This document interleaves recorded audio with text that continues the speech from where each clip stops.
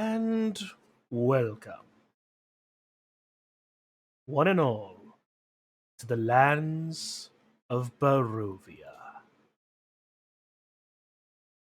Not a pleasant place, certainly not one to take your family on holiday, unless you enjoy very long holidays. Nonetheless, welcome to this new live play of a fairly old book. If you're new to this channel, hi, I'm Chun, I am your DM. Today we are joined by our other players. We have we have Digi Pichu, Kitsu Sakura, Von Kaw, and one more, FenN, but he's not here at the moment. Oh, okay, maybe he is. You were very quiet when you said you had to step away for a second.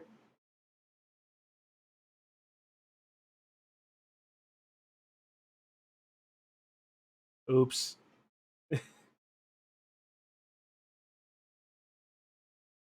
Right. So who's been the one drawing the barrel? Has that been you, Kitsu? Okay. I don't see you in the game for whatever reason.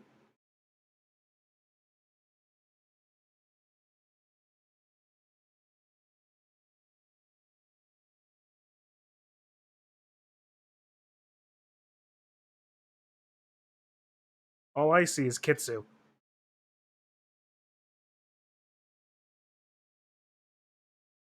Yeah, everyone should be. Everyone has the tick. Everyone has the token.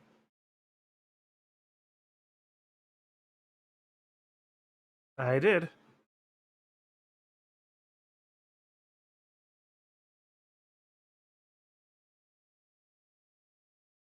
Neat. Well, weirdly, yeah, at least ways it works. Somewhat, anyway.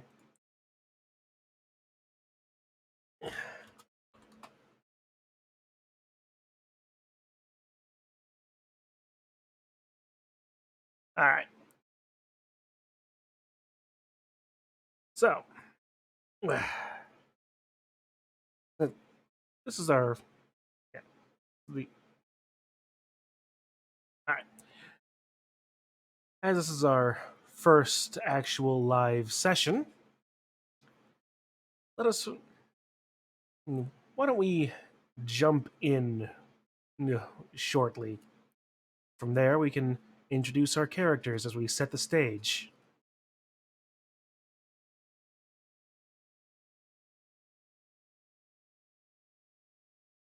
Alright, go to the thing, go to this.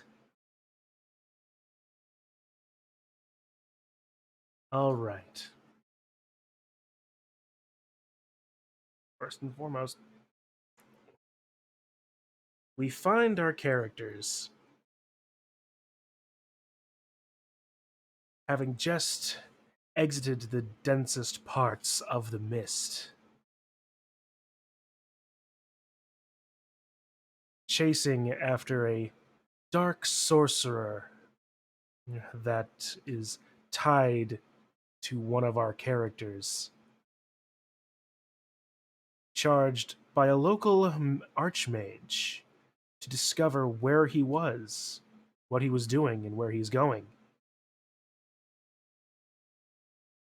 They entered into the mists and now exit on a dark, dim road.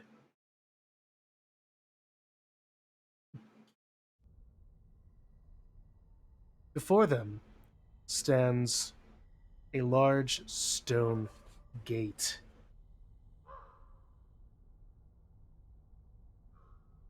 Jutting from the impenetrable woods on both sides of the road, high stone buttresses looming gray in the fog. Huge iron gates hang on the stonework. Dew clings with cold tenacity to the rusted bars. Two headless statues of armored guardians flank the gate, their heads now lying among the weeds at their feet, They greet you with only silence.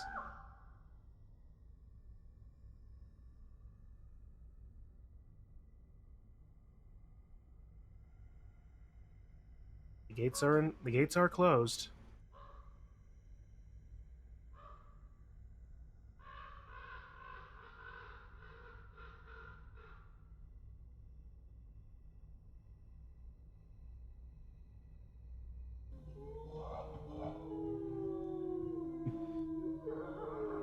As you All right. As you do, first off, let's introduce your character. Yeah, go ahead.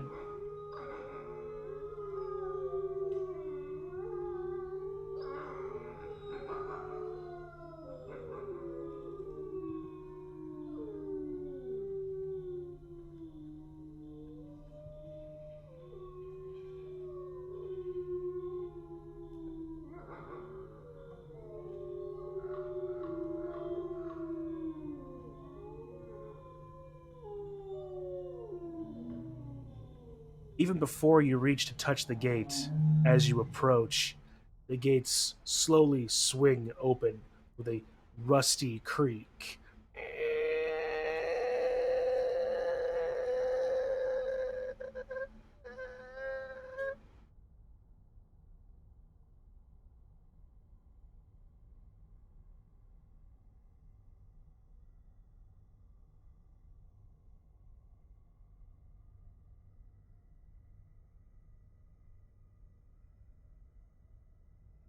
And with that, Kitsu, if you would introduce your character.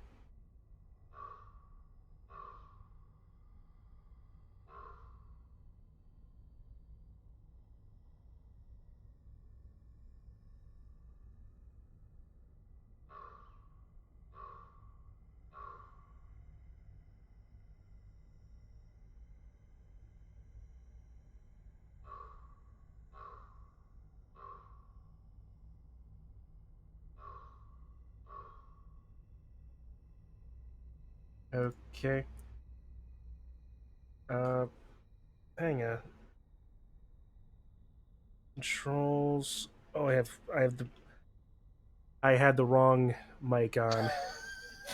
Bum bum bum. It was bound to happen. Well, then let's have Von Call reintroduce himself. Why not? Yay! Sorry? Reroll the intro! Because I had the wrong button on. The mics weren't on. Alright. So, Theodore Blackwood, a young, pale Yuan-Ti boy of 16 years old, very short and skinny boy, wearing a white cloak with the symbol of his adopted family, the Blackwoods, confidently approaches the gate. All right. His, Then, his voice is very meek, but he's a confident boy. all right. Kitsu. Once again, because we couldn't hear you. Yeah. Kitsu Galanodel. An Aladrin lunar sorcerer who is, well, who is held high upon her people as the only lunar sorcerer that is of higher standings. And that is all I'm gonna say. She has beautiful white locks of hair and red eyes. All right.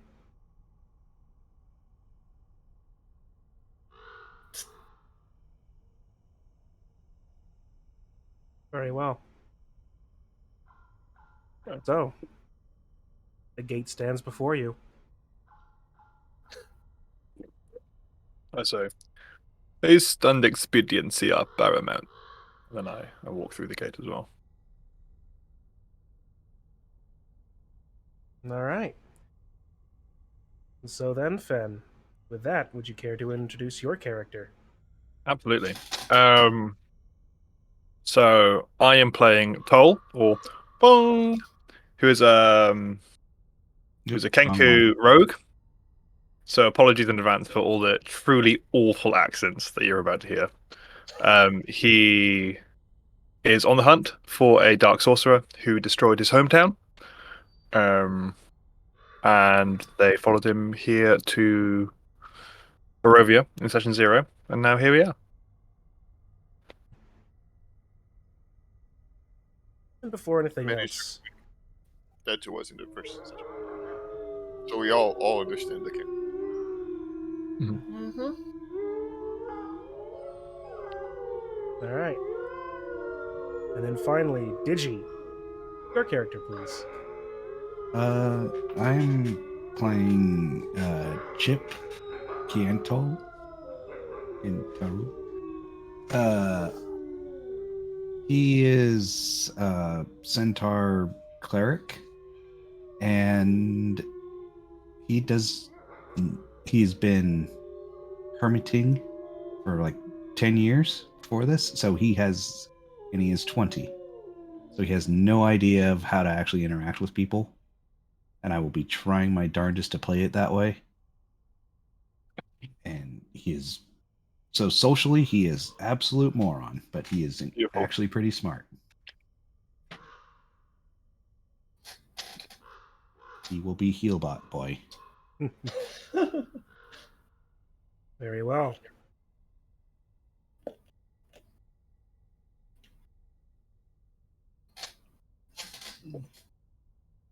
As the group passes through the gates,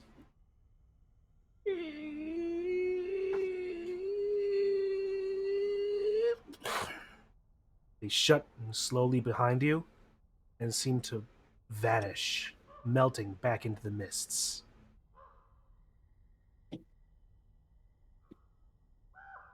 Well, someone was expecting us.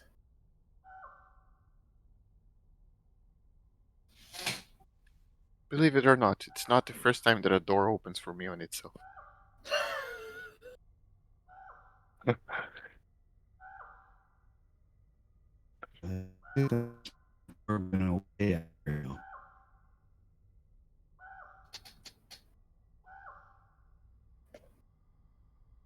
All right. The road is before you. Towering trees, tops lost in a heavy gray mist, block out all but a death gray light. The tree trunks are unnaturally close to one another, and the woods have the silence of a forgotten grave, yet exude the feeling of an unvoiced scream.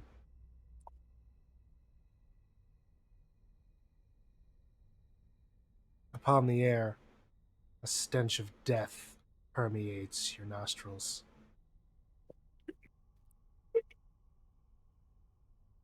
Oh god, what's that smell?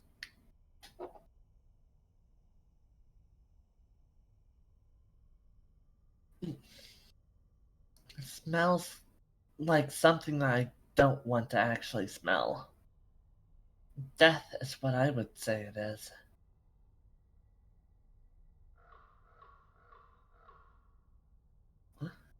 I don't think I really ever smelled this. Then again, I probably stopped that from happening, but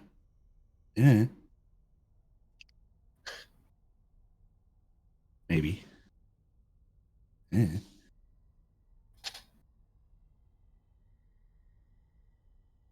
Well, so what will the party do? Follow the smell. All right. And following the smell upon the air, Hang on, it doesn't go into the forest, right? nope. If you follow Okay. it, you follow the smell down down the road, accompanied with your companion Doot. The toy-making fool. goblin. You eventually find the source of the smell. You see what appears to be a dead corpse in the middle of the road. Oh no, it's the tavern keeper. No. If it is the tavern keeper, you certainly wonder how he got all this way this far. Demon. Dude, go check the corpse. Smells terrible. Dude's Can gonna look smell at it from here. He's gonna look at you, look at the corpse, and then pull something out of his bag, click it, and a Like, barrel just turn into a bear. appears around him. Like, I'm not leaving my barrel. Illicit cover. Okay, I'm gonna approach it carefully. All right.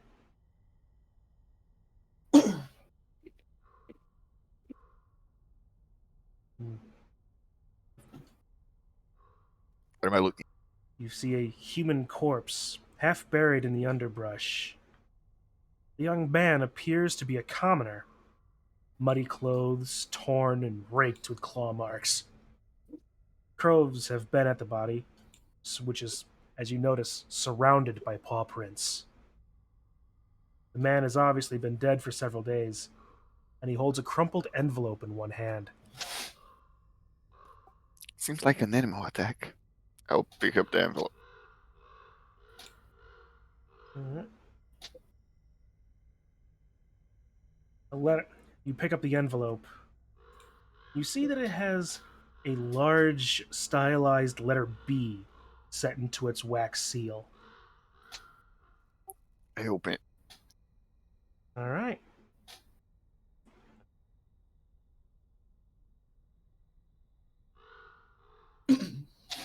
Da, da, da, da. Hey, While he's reading the letter, could I check for any more clues on how they died? Or would that be fairly obvious? Certainly. Yeah. Yeah. Go ahead and roll an investigation check.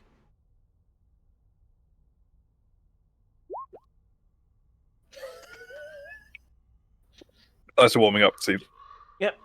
Okay, it's surrounded by footprints. Looking at all of everything, the wounds on his body, the tears in his clothes, the tracks, it's fairly simple to determine that this man died by animal attack.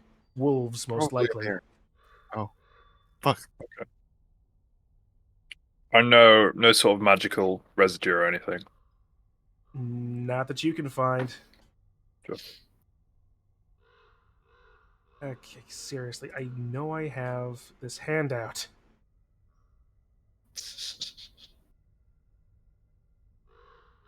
Do you think it's wise to be that close to such a body? I mean, like, look at this place. Something could just decide to jump out and. Or maybe it could stand up and end up fighting half- us. It's half buried in the ground. There it is. Okay. Hang on, I want to read it. You find this. As you open the letter, you see this.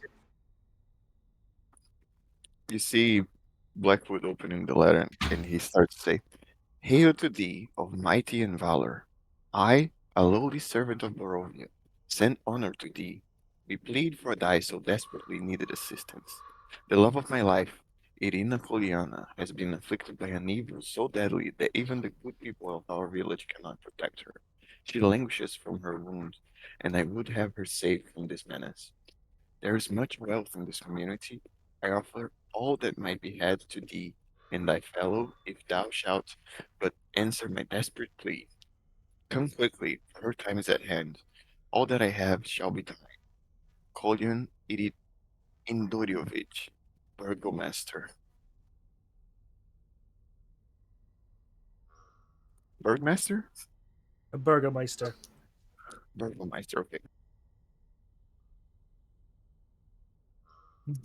It seems someone is hurt. Is her name? Irina Koliana.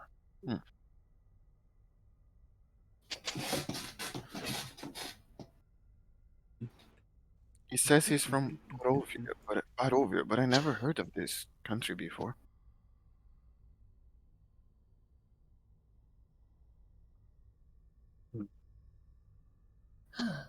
I've never read about that country before.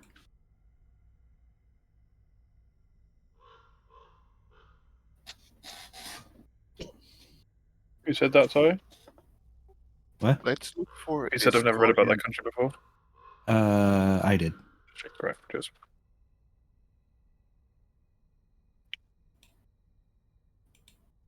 To look for the Burgomaster, Meister. Kolyan Indirovic. He seems to be in need of assistance.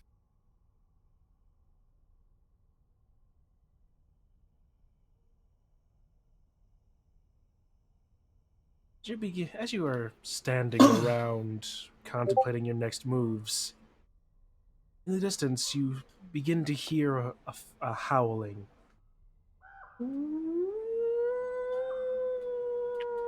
Maybe we should move before we suffer the same fate as this guy. I'll quickly lay the body to as rest as I possibly can in its condition. All right. Yeah, I think we Okay. should Cover its find eyes. some place to. So, well, at least we all can do, I suppose. Haste and expediency are paramount. Look at y'all. How close are the howls? Can we tell? They still seem a little bit away, but they seem to be getting a little bit closer. Alright, guys, let's keep moving on the road. Not all werewolves change only on the full moon. I'm gonna go like straight through the body, like step on it and just fucking go. Keep going. Let's go, guys. Oh. I was gonna jump over and deal with something that was. No worries. Mm-hmm. All right. Leaving the Alright. unfortunate soul unto his fate with what rights as you can. You decide to continue down the road. Come on, open the pages. I need these things to open. Why must you fail me so often? I'm not wanting to use my regular buttons for this, thank you. It's fine. Toll will be the button man. Alright. Alright. Well. You continue down the road. The forest eventually thins a bit. After about a mile of walking. So you come to a more open field area.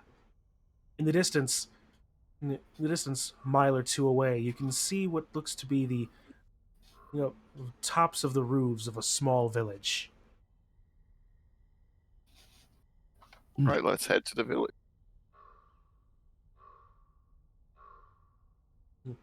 Yes. It's This better will be safe than. from the wolves. Yeah, it's better than being out here. Alright. You have control of the token, by the way, if you want to move it yourselves.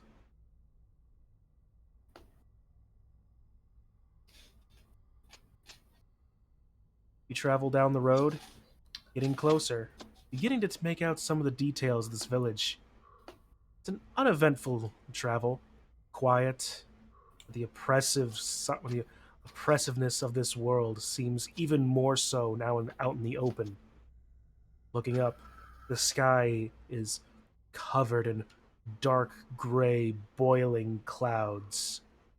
They don't seem to speak of rain or even a storm, but are just covering the sky as if not a speck of light would ever penetrate them. You can Anyone else? tell that it is supposedly the middle of the morning.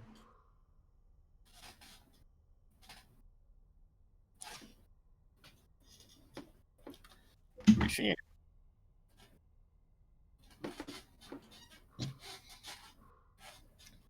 Such a dreary looking place. Is anyone out and about? As you close in on the... Why do they do this? As you close in on the village. A broken sign just outside of the outskirts reads, Village of Barovia. Tall shapes loom out of the dense fog that surrounds everything. The muddy ground underfoot gives way to slick, wet cobblestones. And the tall shapes become recognizable as village dwellings. The windows of each house stare out from pools of blackness. No sound cuts the silence except for mournful sobbing that echoes through the streets at a distance.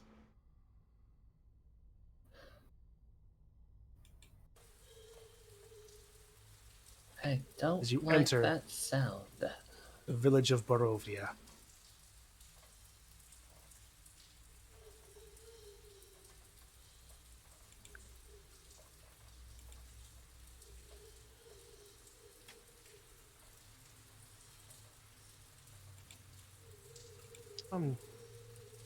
That's pausa. Characters. Here. Oh no, we're As, not as here. we enter, I imitate the gate noise. Just going. There isn't a gate. There's no walls. No, as in when we came in, as in the gate from before. Oh, okay. Well, you enter in from the east side of the village.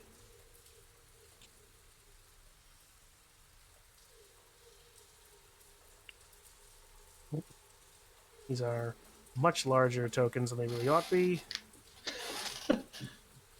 Perfect. Are they? Yes. Very. Mm-hmm. They're like exactly the same size as a square. I know they are. Just we'll worry about that later. It's actually a toy village. This is just the village of before the village. Ah, it's like the prop one they use for the stunts. Yeah.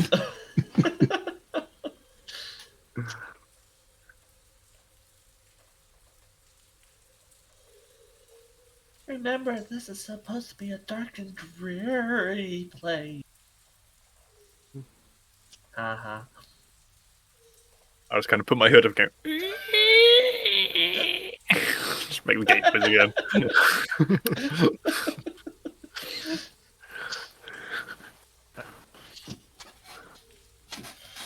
Well, Let's look for the scullion guy.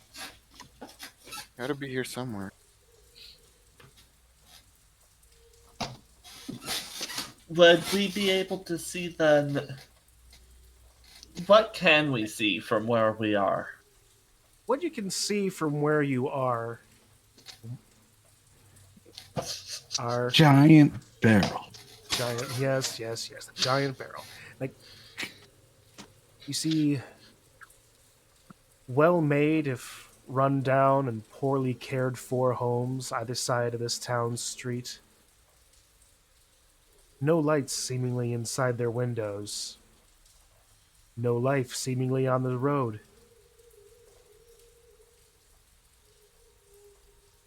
Is there anything that would indicate the location of a thieves' guild or something similar? Roll an investigation check. Not again. I was gonna say any signs of And I life. get advantage because I'm a background. Sure, Take advantage Oh, of it. okay. I was joking, but sure, I'll take it. There we go.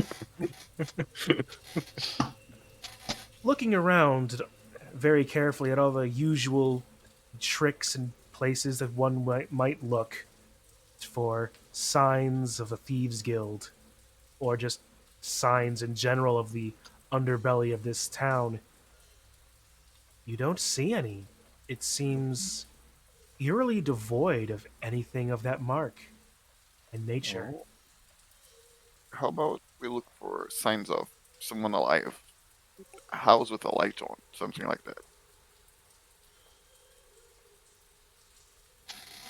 We could always try and find a tavern. I've never read That about sounds. this country before. Never heard of it either.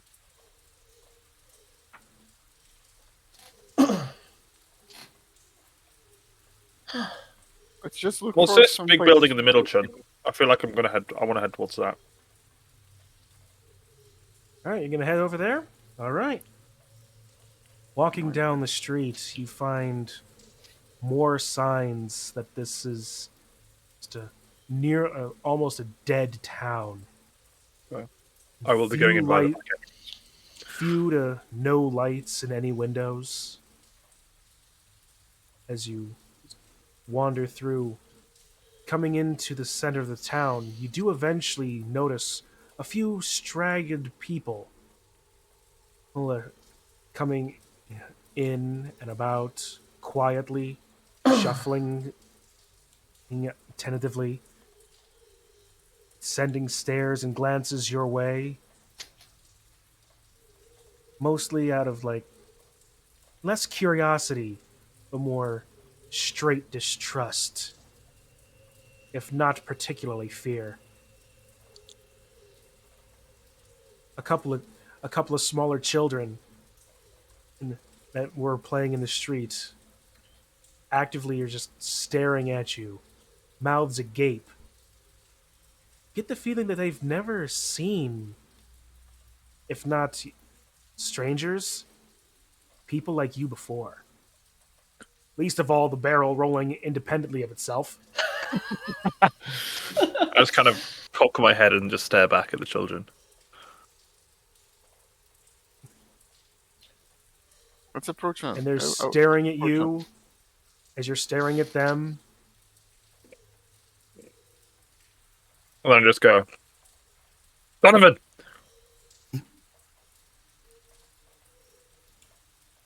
They don't seem to react.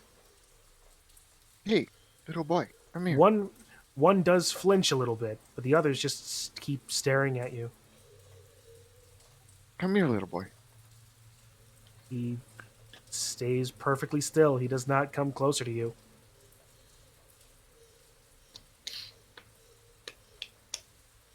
I have this really cool boomerang. Forgot you had your silver boomerang, gonna say. As you're looking around and interacting with these children, you see two signs on some of the larger buildings. One to the south of you. Sparse light from this building spills out from behind drawn heavy curtains. A sign over the door, creaking on its hinges, reads, Bildrath's Mercantile. To the north, a single shaft of light thrusts illumination into the main square, its brightness looking like a solid pillar in the heavy fog. Above the gaping doorway, a sign hangs precariously askew, proclaiming this to be the Blood on the Vine Tavern.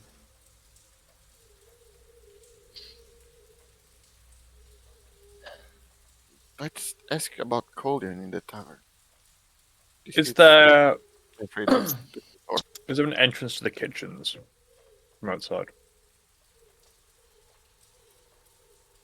Probably, but you see the main entrance in front of you.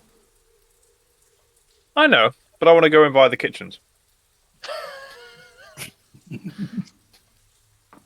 kitchen. I just gotta wait to the main door. with the barrel.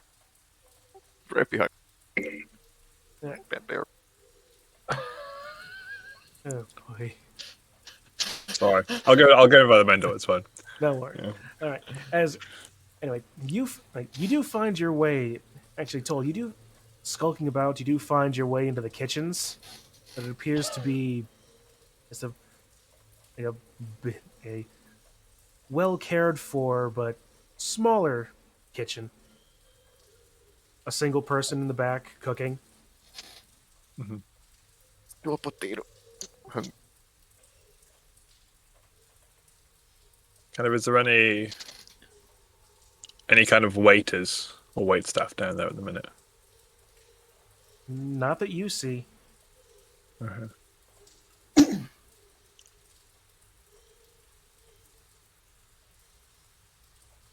I'll what do I do?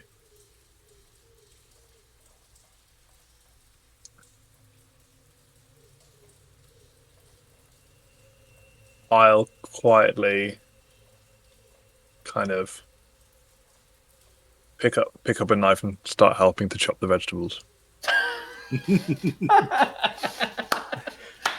All right. Double found a job. Okay. At this rate, we should just do a slice of life D&D. We're stuck here forever, The, right? the person in the the kitchen looks at you, goes back to what she's doing.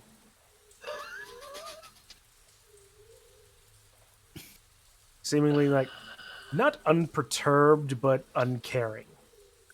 Okay, that's good. The Sure. rest of you? And I'll. Okay, go for it. I'm going to the front. I'm not going to the kitchen. You won't. Okay. You walk into the tavern, and the blood on the vine, a blazing fire in the hearth gives scant warmth to the few huddled souls within.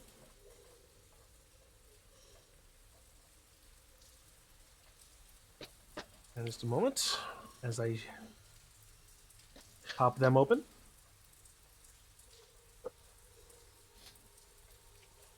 I go into the. Does the bar have like somewhere to sit? There are a few tables. There are what you people who you see inside. Besides the bartender behind the bar, there is one young man sitting by himself, a glass of wine on his table in front of him, and three colorfully dressed individuals, with bright patterns and gold and silver ornamentations of tremendous design, sit on another table. All of them look at you as you enter in. The three at their table begin muttering under their breaths. The lone figure, at his. Huh.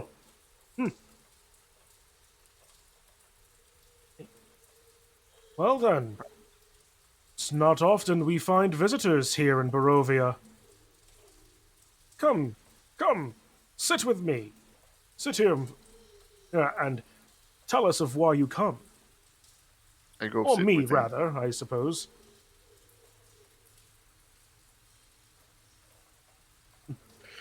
Don't know if I got my entourage, but at least I think the bear was with me, right?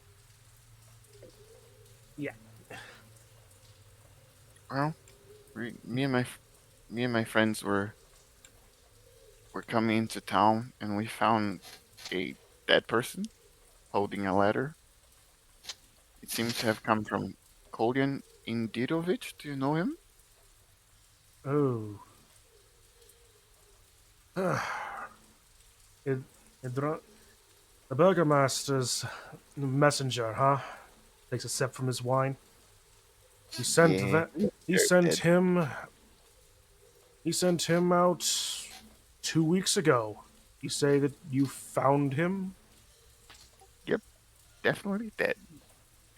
Attacked by some sort of animals. Such is the way of traveling in these lands, unfortunately. That devil Strahd. Well then, I think it was a bear or wolves. I don't know. Or bear wolves. I mean, everything's possible. A wolf? I've heard nothing about bears. He found tracks wolf-like. They were definitely wolves. Many wolves in the forests around.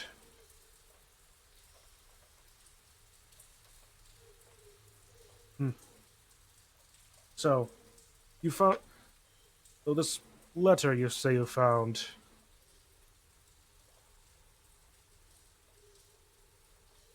Yeah, What was it? he was asking for help for his daughter. Or the love of his life. I just assumed it was his daughter. I don't know. Yes, it would be his daughter, Irina. Actually, she's actually my sister. Allow me to introduce myself. I am Ismark, son of the Burgermeister. Irina is my sister, and I know well of her plight. What is wrong with her? It's the devil Strahd. At bear? some point, he learned of her, and has taken it upon himself, in his manners, to try and court her. She's being courted by a bear? That is just weird.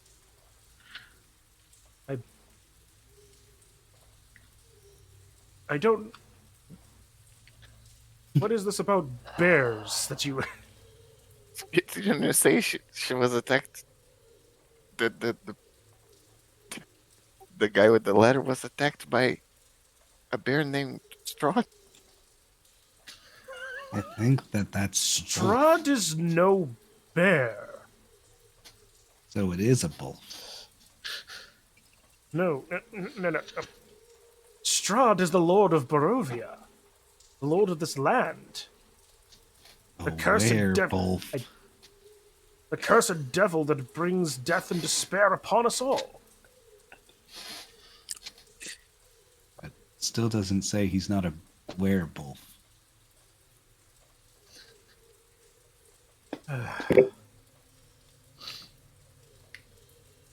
I can say for certain that he is not a wereboar, a werebear, or anything.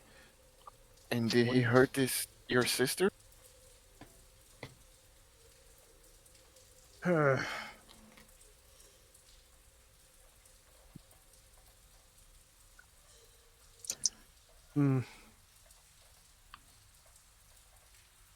Hurt? Perhaps. Oh boy. I'm just not going to stop it.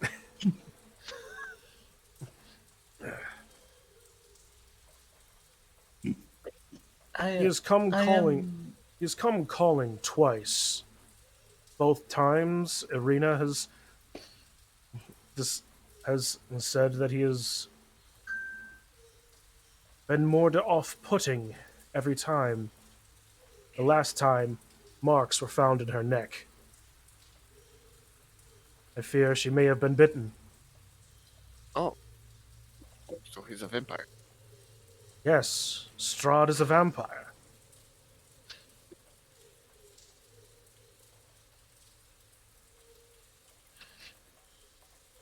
I Look am at the rest of the sorry, party. but we are not from around here. Could you tell us where we are and give us a slight history about this place? This is the village of Barovia, in the land of Barovia. That is It confusing. has been ruled by by Strahd for longer than anyone can bear to remember. It is a dark and hopeless place. And would that I could but destroy the devil himself. And how would we be able to help your sister? Do you want us to hunt this vampire? Hunting Strahd? Oh, if only. He's far too powerful, too strong. If you would aid me, and I would appreciate the aid. Help me protect my sister, at the very least. Take her someplace away from, further from Strahd's influence and reach. Though I fear that might be impossible.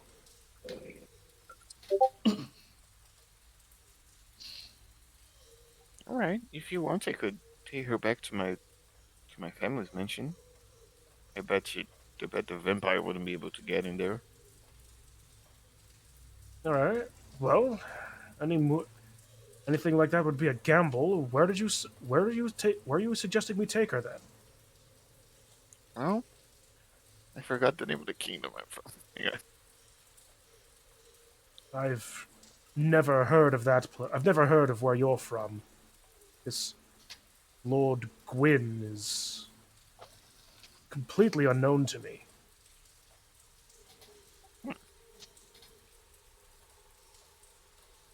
Are you suggesting we take her beyond the fog? Well, Yeah. that's where we came from. Well, that explains a lot.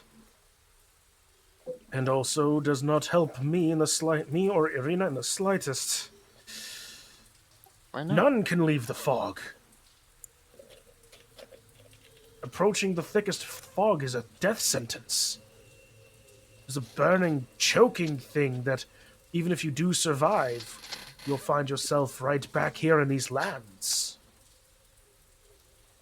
No, I'm afraid taking her out of the fog is out of the question.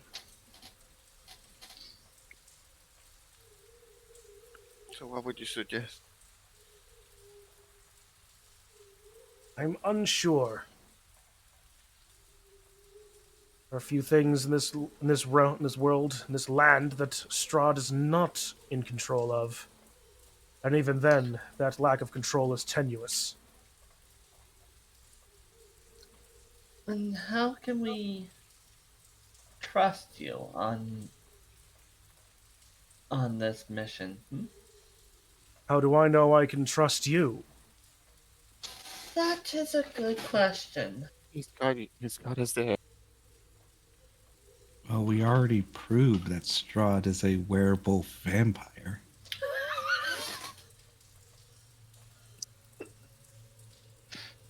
One out of three. Is good enough, I suppose. Do you have any churches or holy ground in this town? Any places a vampire wouldn't be able to go into?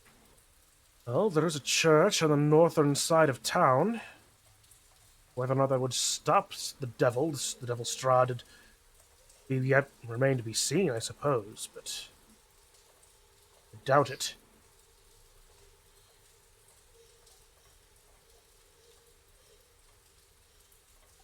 Because you said he came to her in the night, right? So we should probably protect her during the night.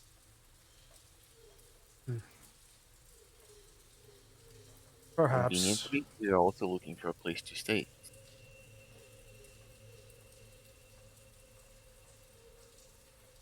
Hmm.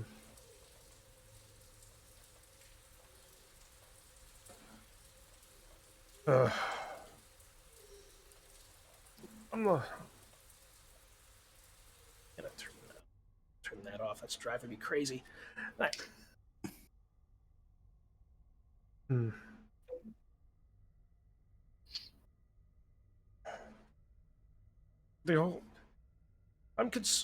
My largest concern is for my sister.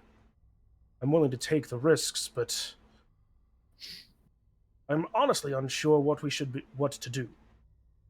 And your suggestions of leaving the mist is not going to happen. You said you something. You said you had a letter, though, right? Yeah. I show him the letter. He takes it from you. He looks it over.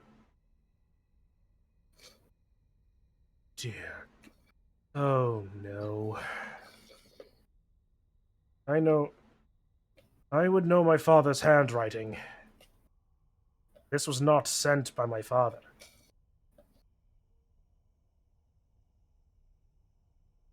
Irina!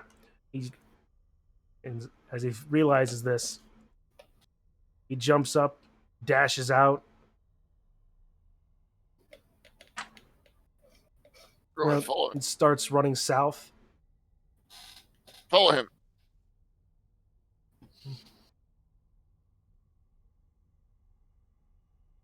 He runs. As I hear the commotion, I like pop my head out and realize they're all running away and join them. He keeps running south until he reaches a large house at the southern end of the village.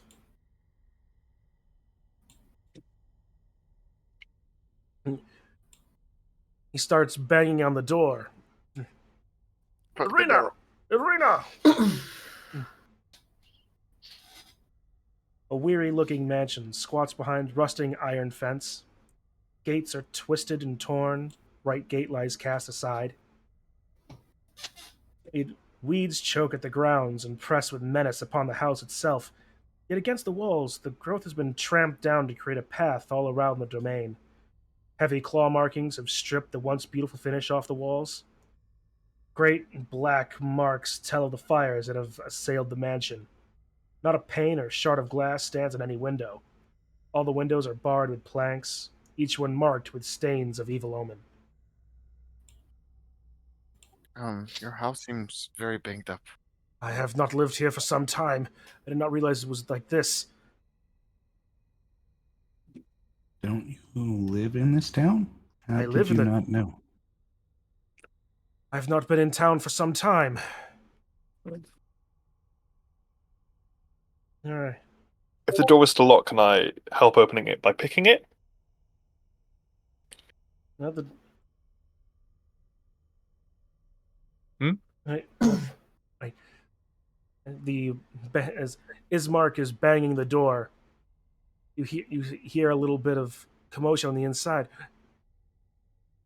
As the door opens on its own, behind it is opened by Ismark. Oh, thank God. Who are these? Hi, I'm Theodore. Uh, they are. I have asked them to aid us or aid you. What has happened here?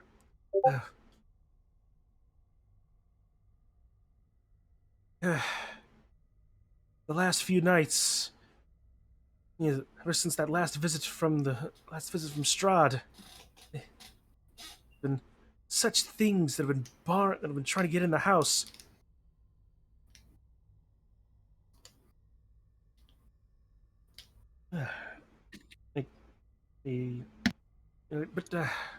Oh, come in, I suppose. Come in. See, pulls back. You all enter the house.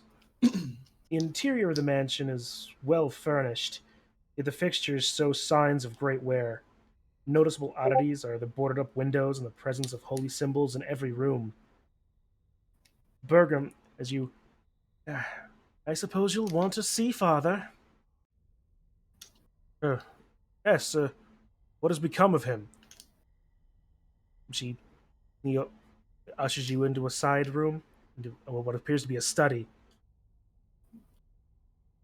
And then a side drawing room, lying in a simple wooden coffin, surrounded by wilting flowers and the faint odor of decay. Oh no. In the attacks, he wasn't strictly killed, but The strain on him was too much, and he collapsed a few nights ago. What is in the coffin? Well, I put him in the coffin.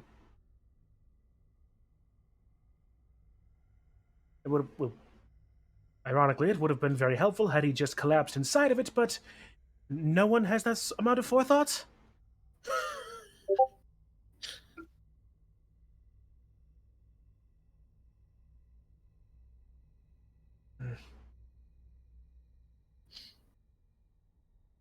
Well, seeing as this place is filled with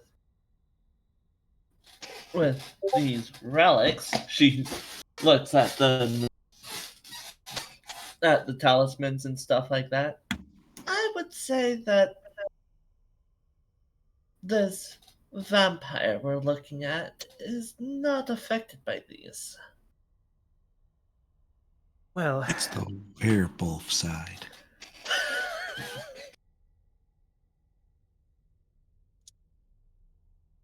are you sure these people can be trusted, brother? I've read about werewolves. They make vampires not have vampire weaknesses. They seem Who very else would? strong. Who else? Who else, Arena, would help us? No one in town, that's for sure. Well, we're willing to help. Very well. Well, before anything happens, though, I must see my father buried. Where do you want to bury him? There, there is there's the graveyard and attached to the church. I would see him interred there before leaving for anywhere.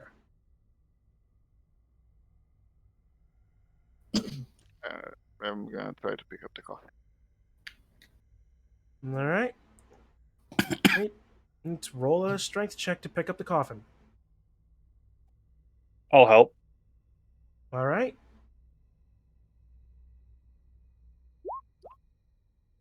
That's a save. Oh, sorry. That's a 5. Well, it's the wrong type of roll anyway. So Yeah. I think you click on strength. Yeah, just click on your stat. There you go. all right. 19. All right. The two of you are more than able to lift the coffin with the body in it, closing the lid. Arena follows you and Ismark. They're leading the way to the north. It's just Cue that meme. oh, for fuck.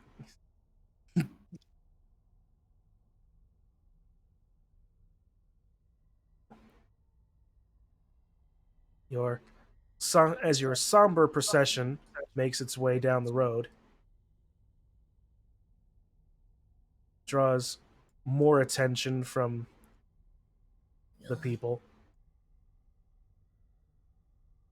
Probably a little bit too used to seeing things like this happening. Yeah. Drop.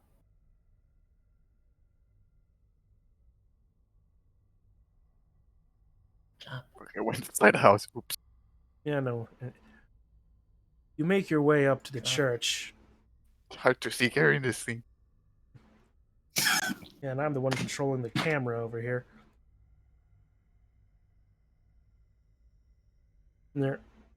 And Ismark opens on the. Gonna over here.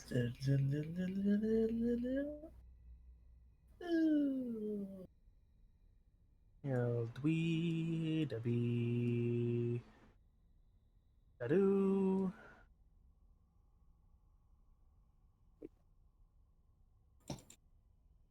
Apparently, I'm not. I am using an unsupported system. Oh, really? Yep. Oh, good. The Yeah, maybe the At fancy least you've got stuff. notification. I just have a black screen. Yeah, I got a notification and a black screen, so. I All just right. have the black screen, which means it's probably that where our characters aren't in yet, because I think this is the shadowy thing that we have. Yeah. Final Oh, it's Fantasies. dynamic lighting nonsense, isn't it? Yeah. Yeah. Yeah, So I'm Yep. still trying to figure that one out a bit. And it worked. It's pretty nice. Yep. Anyway, so here, you open the door. No crap. Grab those. And make your way in, and end up making your way inside. And you still can't see. Crap. Yep. Can't see. Crap. Shingles. And here I thought this was going to be a good bit. Eh. well, it's hard to top the werewolf vampire. Oh, please. There, the werewolf. We're both. Alright, hang on. Page settings, keep grid, dynamic lighting off. Hey! Hey! Like, a little bit more than I wanted, but now we can That's at least fine. Briefly, make like a huge square to the right. So Yeah. oh fuck. Let's just pretend There you that go. that's not Yes, there. turn on fog of... God damn it. No. No. Is there any way to have it that there we go. Hey! You have a I just vision. gotta turn off the fancy stuff. God, I Mood. drew something there that I can't see anymore. I'm just gonna delete the document.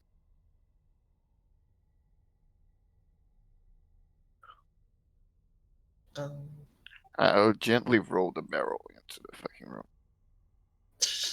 God, I can't control the barrel. As I have to create the barrel every time.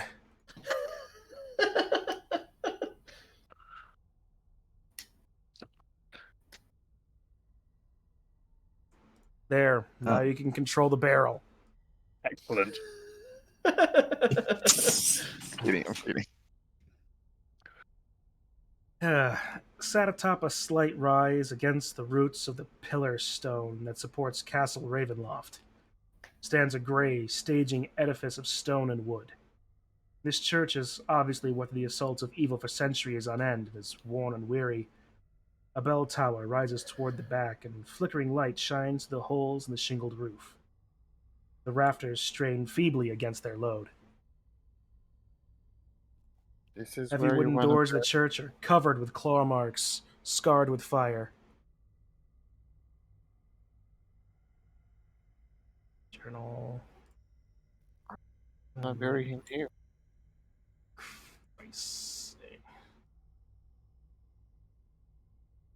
Smart descriptions.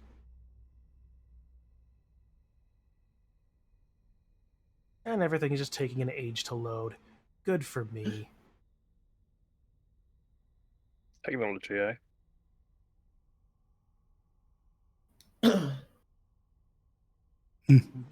Wrong dang thing. Here I go, fretting about how to do this stuff, and end up. Oh dear, tiny. Take your time. All right. As you pull in into the coffin containing the dead Burgermeister, Arena and Ismark approach. Father, Father Donovich. Like what? Hey, hey. Arena, Ismark. Yes. I would say pleasure to see you, but it seems you come under circumstances. Yes, sir. Yes, we need to inter my father. Oh, the poor Burgermeister. If such a thing. It should not happen to the best of people.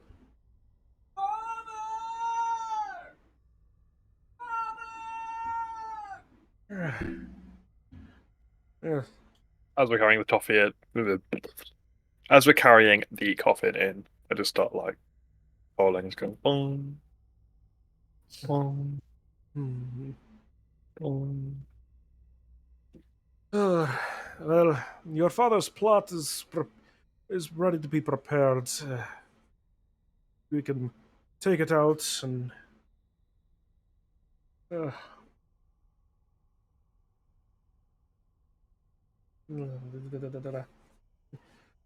can see him laid properly to rest.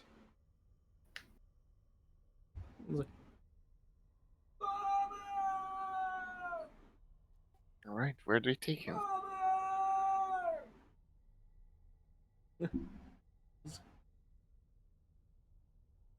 Uh, Well then. Alright.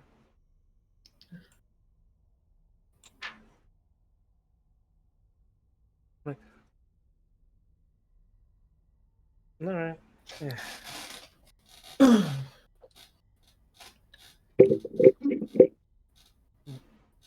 Yeah, yeah, as you are preparing to take it out, suddenly a scream, a blood-curdling scream, seems to come from somewhere within the chapel. I have a bad feeling about this. Would I recognize the scream at all as like a sort of creature? It doesn't sound like a creature. What the hell was that? Uh, that that was nothing. That was nothing. Come, let us. Can I insight check him? All right. Yeah. Yeah. So That was nothing. The hell? Do you want to do it? My insight's not. I could do it. oh, Oh, I'm I happy think to he's do it. still telling the truth. I've got where's my insight? Oh, I've got a G +3. I have +6. Yeah, we'll do that then. I have a 3. Oh my! Chip apparently can just see through all the bullshit. The priest is very visibly agitated at the scream. Like it is definitely not nothing as he says. Let's put the coffin down. So it clearly is something. It isn't nothing then. Can I grab him by the arm? You can. What the hell was that? As I grab his arm. Roll an intimidation check.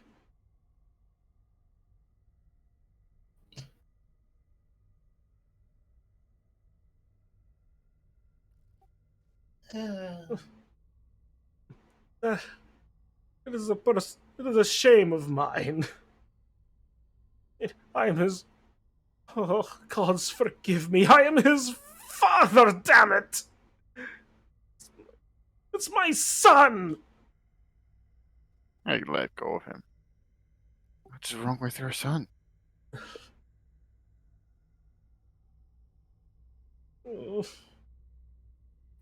Follow me. He comes down to one of these rooms, opens the door. This was once my son's room.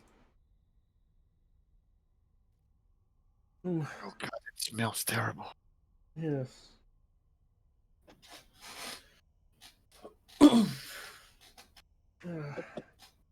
Is that poopy on the floor? Sadly,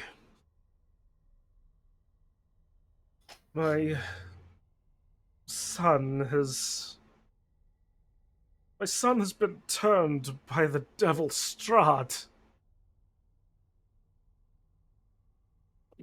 For his own good and sake, I've locked him in the Undercroft.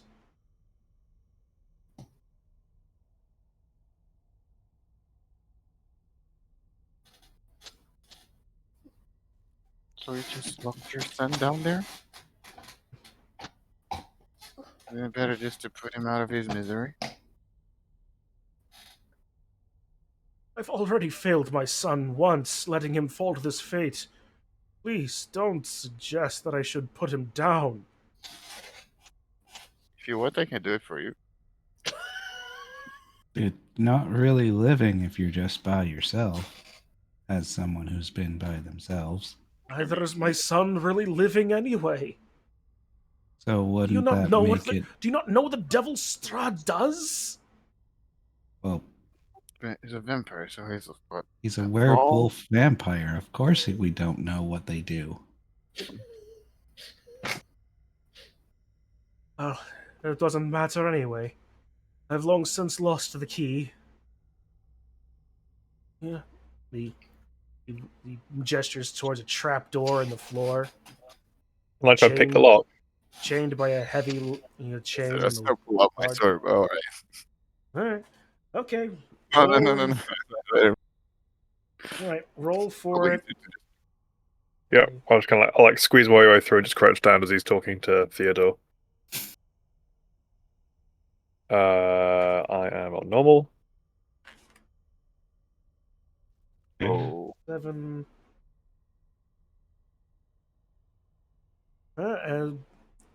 It's a strong lock. The priest did not want anything to get out. Yeah. You go. He just looks over. I'm just like hitting the lock against the wall.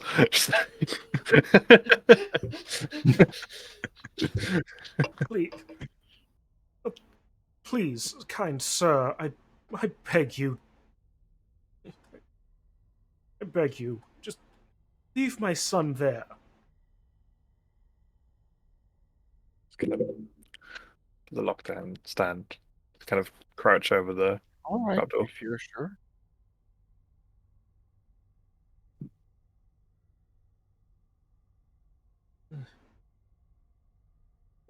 It is my mean to save my son from his fate. Do you think it's possible? I don't know. I am the priest of this church of Barovia. If I cannot save my own son from the cursed devil,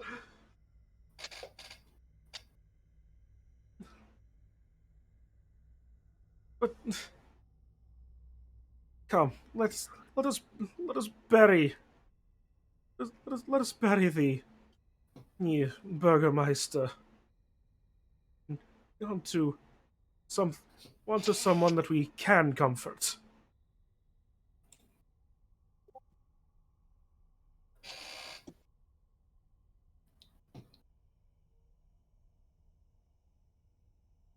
All right. Let's pick up the Walk out and pick up the coffin again. coffin again. Yeah. Very well. Well, the somber procession proceeds back outside. Eek. Guy has a zombie in the basement. Jesus. Man,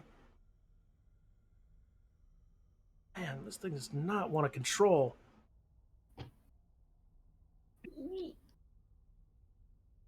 Just give up on the barrel.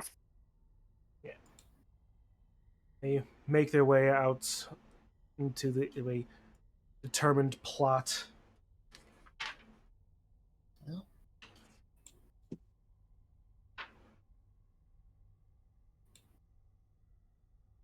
It is a sad state of affairs. Normally, we would have the gravedigger nearby, but this has sadly come as a surprise. I will need your help. I would need your help to sadly prepare the site. Have a shovel. I'll grab the shovel. And yeah, start preparing the site, All right. which I assume I'd have experience in with my background. Yeah. Yep. Yes, you do. In I doing so, assume there's you. only one. Oh, there are a few shovels, but as you were watching this, you see Toll doing this with practiced ease and grace, creating a perfectly squared off grave. Like it takes about an hour for the whole thing to be dug. It's like, oh, oh, kind sir, You to wander off give a little bit. Look at the grave. kind to give. We have never had such a fine grave, fit for such a fine man. Thank you, sir. Totally again. Find another job.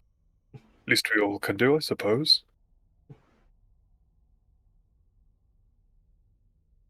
Well, the coffin is lowered in. Irina and Ismark say a few short words. Donovich, the priest, offers up offers up a hoarse prayer here for the spirit and soul of the late Burgermeister. Now, If Chip gave the prayer, it would be half a horse prayer.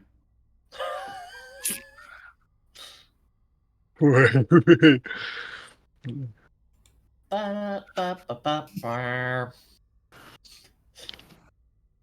where are the Mr. Ed buttons? Disadvantage on your next roll. Yes, and possibly every other roll. Everywhere we go, it's like plop, plop, plop. No, no, Irina. What? With your father gone, what do you intend to do now? I don't believe I can stay here. The if Strahd decides to return, and I know that he will. Oh, I can barely remember what happened the last few times, but yes, indeed, my daughter. You must leave this place, and soon. My friends, I know not who you are or where you came from, but you have done us a good service this day. I would please beg you, if there's any place that can be anywhere considered safe for Irina, it's not here. You might be able to find, find it's safer for her in either the town of Kresk, the Abbey of Saint Markovia, perhaps, or, failing that, the walled town of Valaki to the west. Sorry, what was the name of the abbey? The Abbey of Saint Markovia. Thank you. What do you think, Irina? Or do you reckon we're gonna have the best chance? Frankly, either place would be safer than here.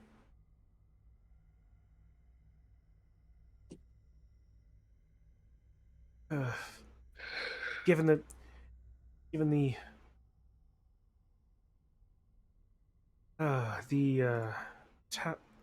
believe Valaki is.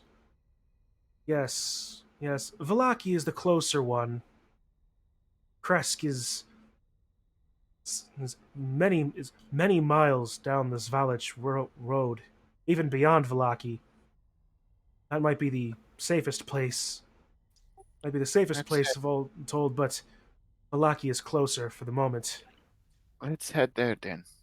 I think we don't have a lot of daylight left. It is it is getting up to be the middle of the afternoon.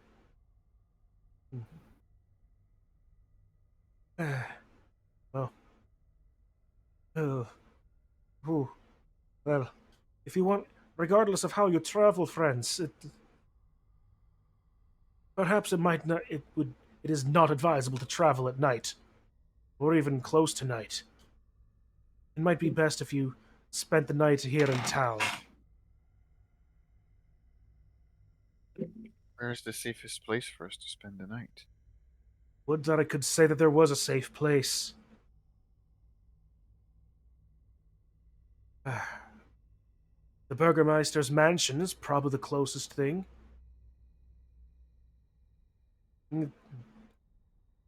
There's sadly not an inn in this town, just a tavern. Let's head back there for the night.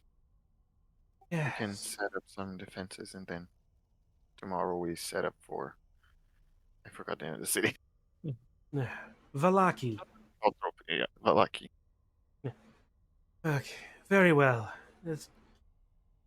Very well. We shall do that.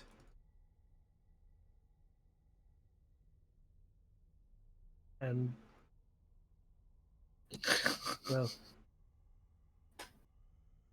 I wish you a safe night and travels, my friends. I can even say, I wish the gods smile upon your journey. What if the gods had not seemingly abandoned this place?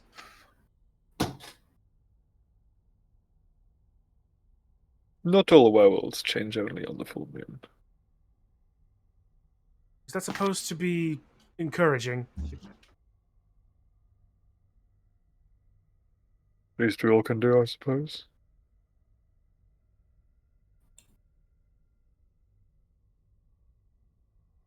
Very well.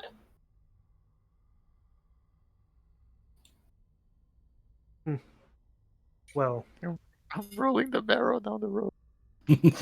barrel, barrel, barrel, barrel, barrel. And standing on top of it, or just Rolling. Oh no, I lost the barrel. Uh, well, this is about as safe as we're going to be, I suppose.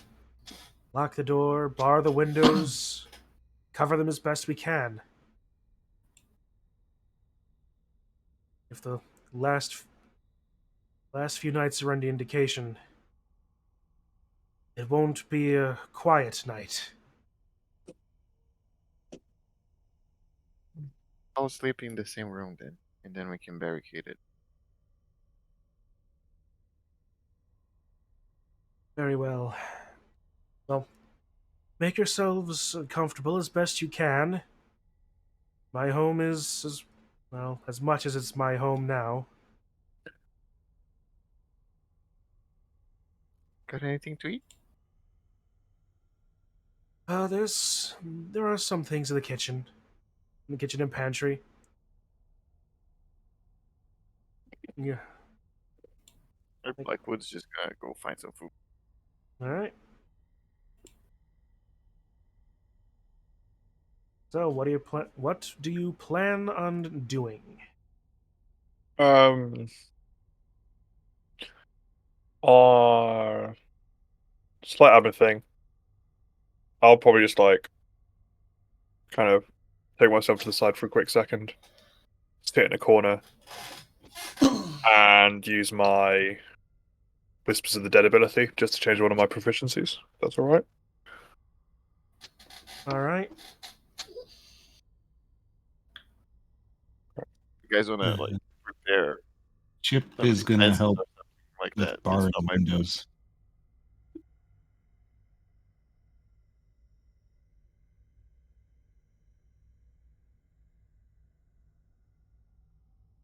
Goes. Chip is gonna help barring windows. Ah.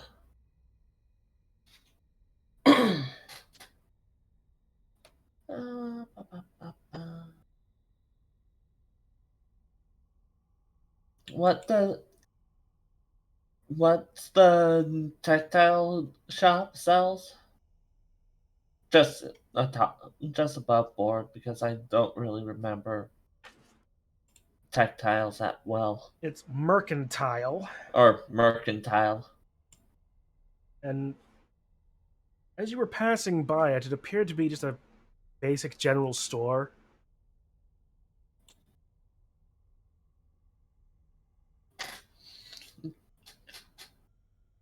Hmm.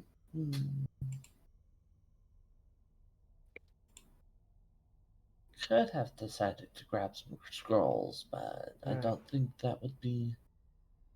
Alright, I'm going to pull us over here. Go. Da-da-da-da-da.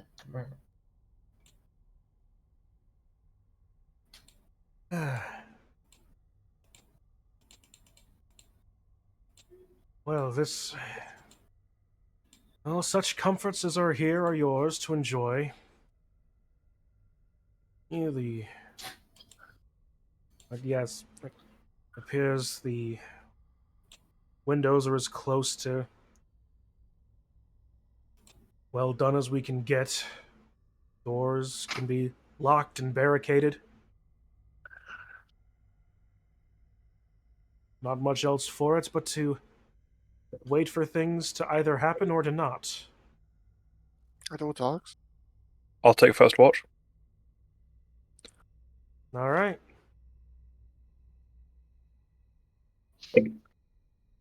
Right. On that first watch, roll your perception as the night descends upon the lands of Barovia. So go on, lost it. There it is.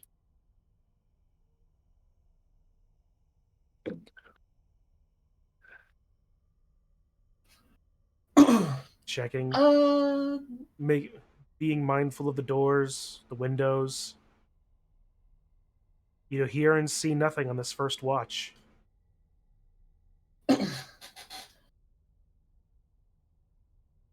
Question: how does this shield actually work? How does what shield actually work? I have a spell called Shield, an invisible barrier of magical force appears and protects you. Until the start of your next turn, you have +5 bonus to AC, including against triggering attacks, and you take no damage from magic missile. Yeah, that's pretty much how it works. Yeah, if, Do you if it's use next turn, it'll your- last 6 seconds. So probably not bad, not very good for an overnight. Whenever someone attacks you, you can use your reaction to cast that. Yeah, I was just thinking, hey, I could put a shield around the whole building. Yeah, it's not Ta-da! that kind of a shield. Yeah.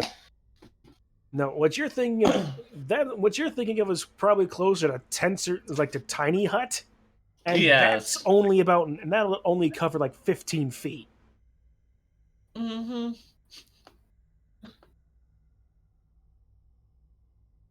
So, first watch happens uneventfully. Second watch, I can take the second one. Nice. I'll wake up Theodore. all right.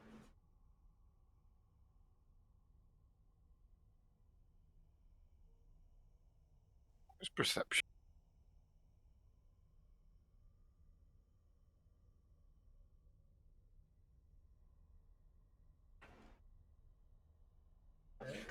That's where it was.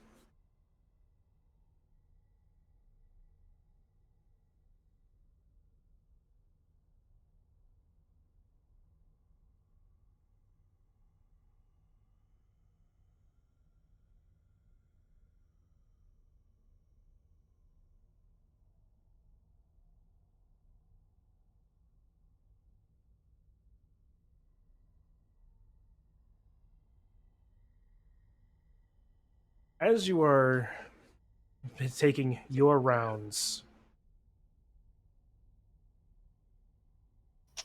you then start hearing howlings outside. Howlings followed then by beatings against the door, the windows. Let's wake up the others. Come on, come on, come on. Oh, this'll just do.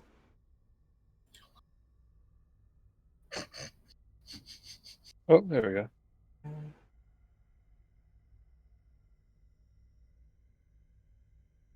There's a drumstick.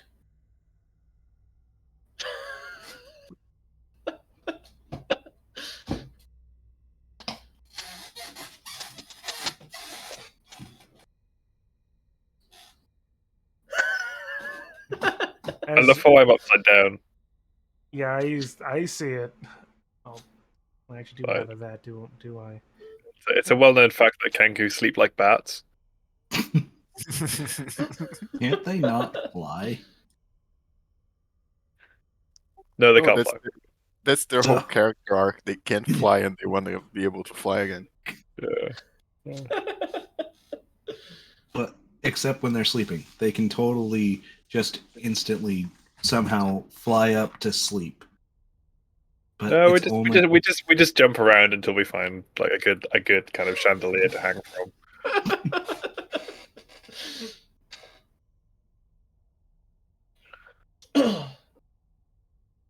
All right. Not really sleeping, just more of still trying to look through her lunar vision. Trying Where's the to main door here?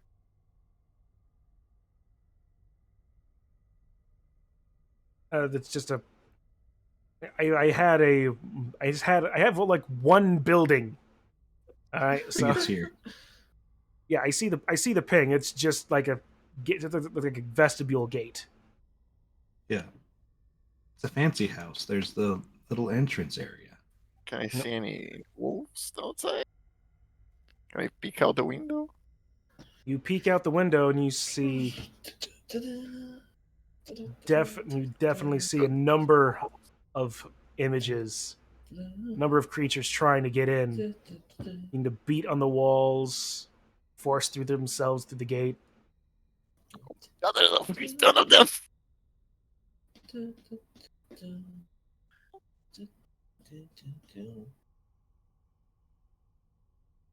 Boomerang, don't fail me now. You hear, furthermore, you hear more howls as well. You look closer, almost as if they're egging on the creatures. Yeah. Do they sound similar to the werewolf howls we heard earlier? Oh, they today, are They definitely sound similar.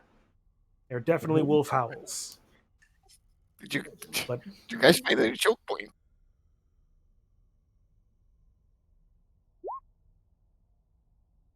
I go and I stand here. I think we Ready? defend the main entrance. all right.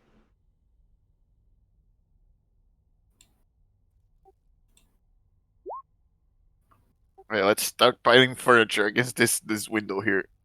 All right. As you're doing that, just then the walls, the wood and barricade of the window splinters as one of the creatures just starts falling through, tumbling. Another one bursts through their window. And with the gate falls before some others. You also in the back, you hear more barricades shattering. The house has been breached. Roll initiative. Ooh.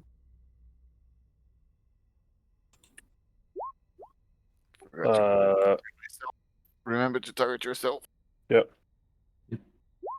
Like,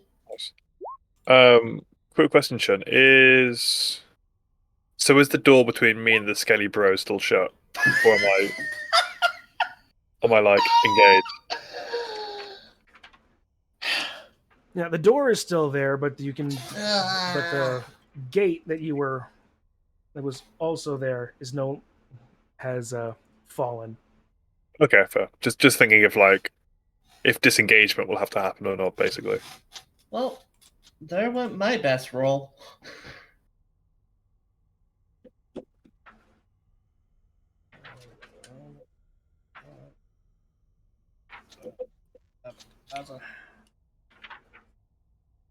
My initiative being a crit is a sign that the rest of the game I'm not going to be critting.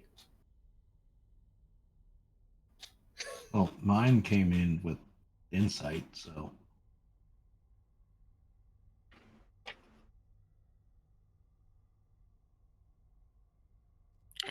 Already Alright. being touched by two zombies. This is not gonna go well. Oh boy. Here's hoping. Alright.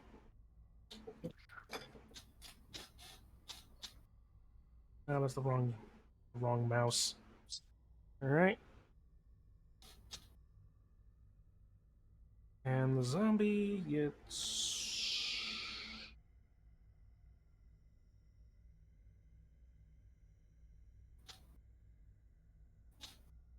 It has a... that. Alright. Turn order established. Oh, thank God.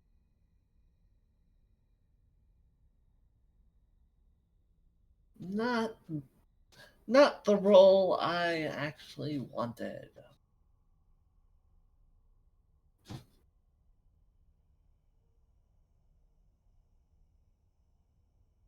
Alright. So, Kitsu, you're top of the order. Yep. Oh, buggers. You can I was hold not action as ready well for if you want, this. remember. What? You can hold action as well if you want, remember. Yeah, I feel like I will probably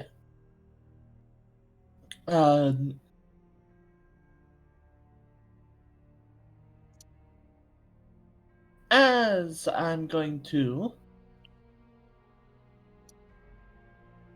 being the one that hearing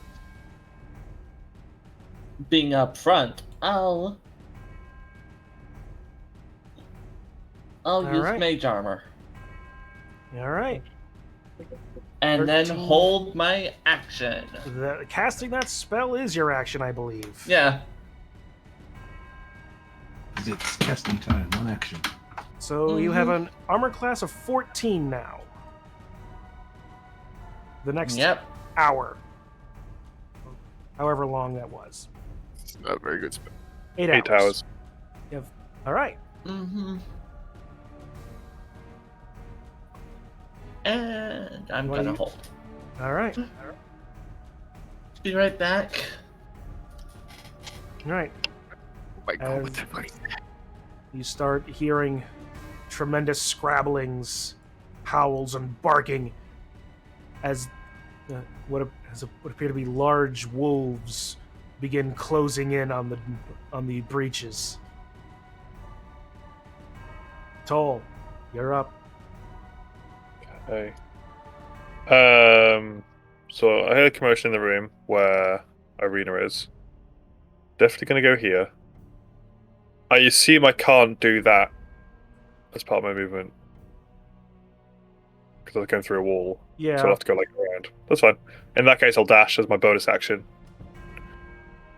So that's 1, 2, 3, 1, 2, 3, 4, 5, 6, 7, 8. And then I'll attack this guy. Alright. So that's gonna be with my rapier. On normal. Yeah, 19 definitely hits. Roll damage. Right. And then because I've got an assist from Theodore, I get the sneak attack as well. Alright.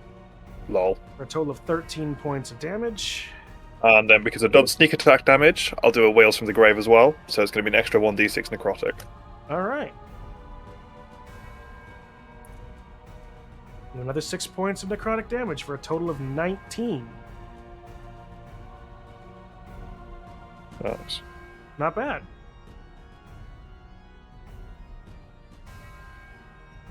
All right, Is it still standing?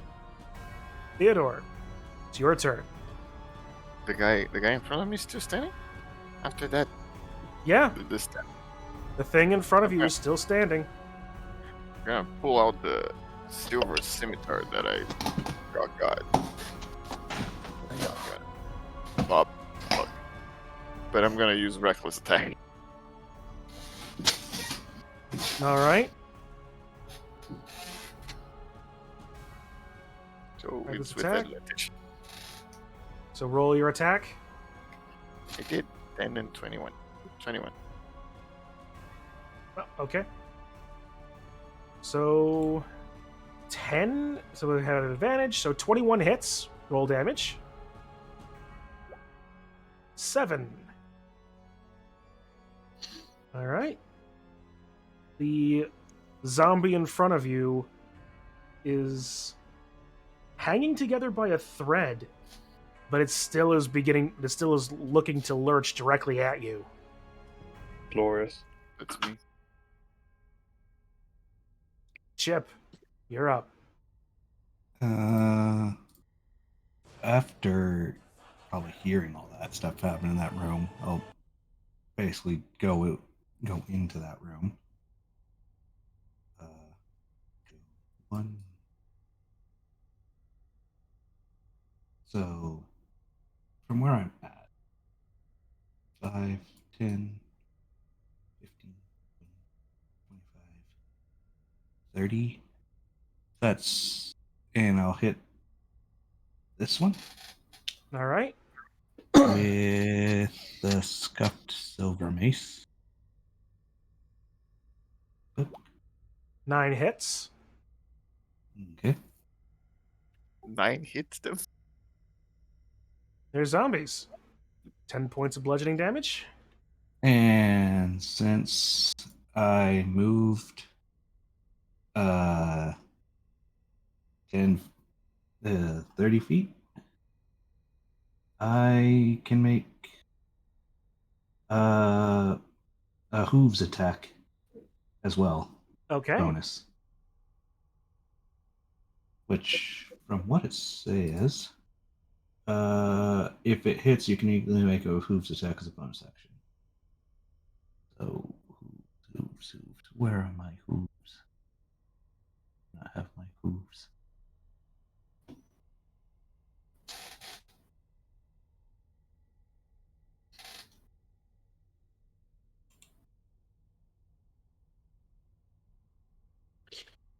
I believe hooves are an unarmed attack. I think so. Yep. So +4. D20 Yep. +4. I'm just gonna roll the normal mace one in here just to do it. But 8. You almost haltingly swing as you check it momentarily, but it does hit as your hooves connect with the jaw of this zombie in front of you. this one, 1d4 +2. Correct. So 5 points of damage. You've definitely broken its jaw, but it's still there. Well, the zombies.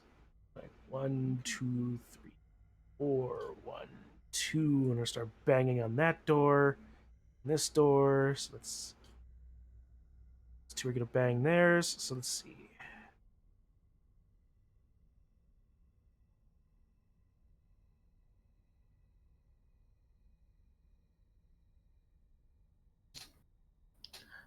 She looks over All right. at him, and it's like, I told you those relics were not gonna be able to protect you guys.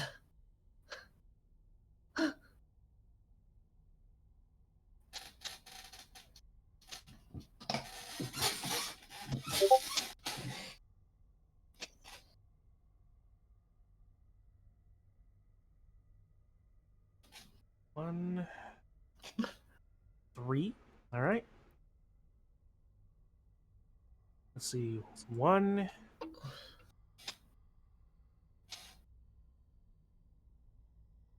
Yeah, there were only okay, so there were only 3, so one gets through. The other 2 do not. All right. Say it's that way. Meanwhile, Theodore, you're going to take a hit from the one zombie in front of you. Remember, That's it's an with 8 to advantage. hit.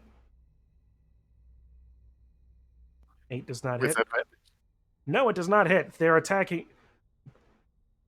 Like, I doubt you have less than 8 AC.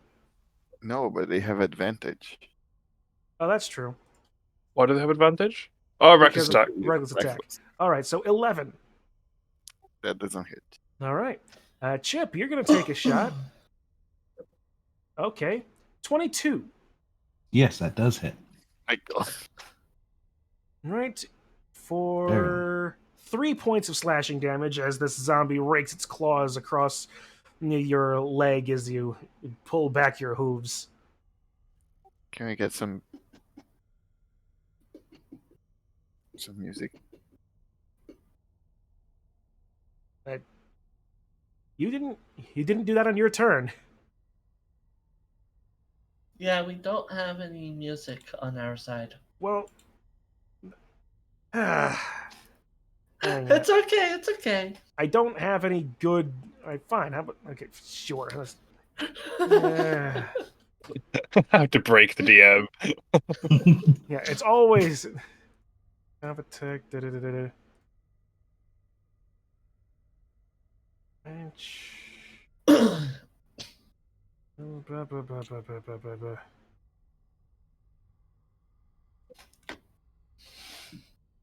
I know. No. That would just kill the VOD.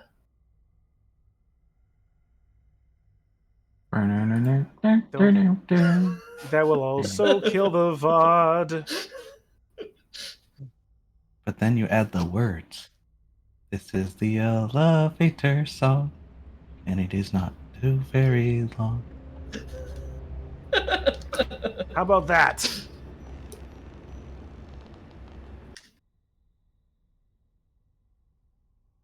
Can you hear that now?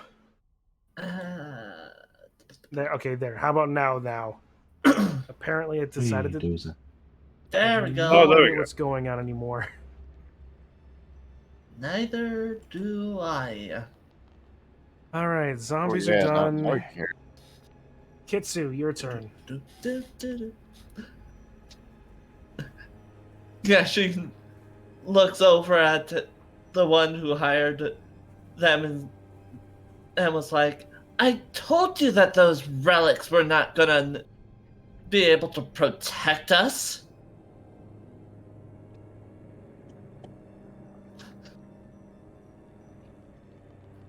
Oh, that's right.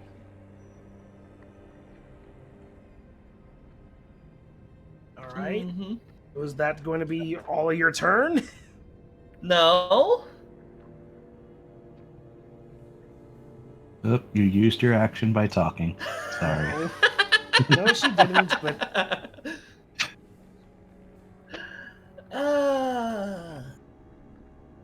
So, what I'm going to do in this situation with a certain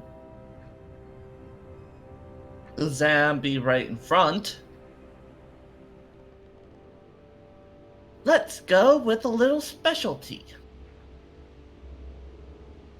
I'm gonna aim at this guy right here. And I'm going to start a shish kebab,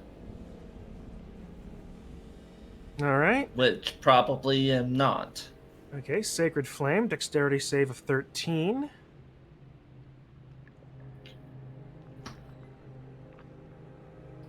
Nope.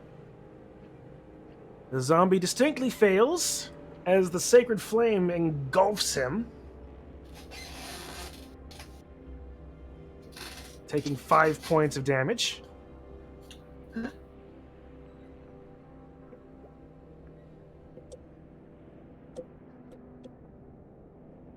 No benefit from cover. Okay. Alright, so you still have movement. And a bonus action if you can. Yeah. Oh. Probably.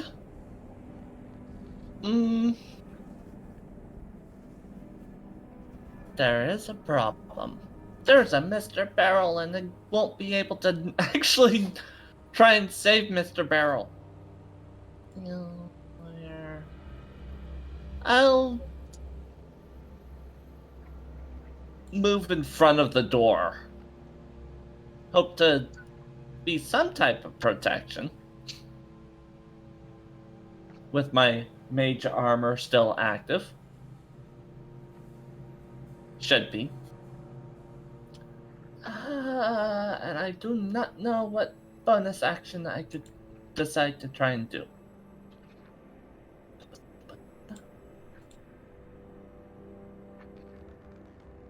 But I do think that that's going to probably be the end of what I can do. Without really knowing much about my bonus actions. Alright. Dire Wolves.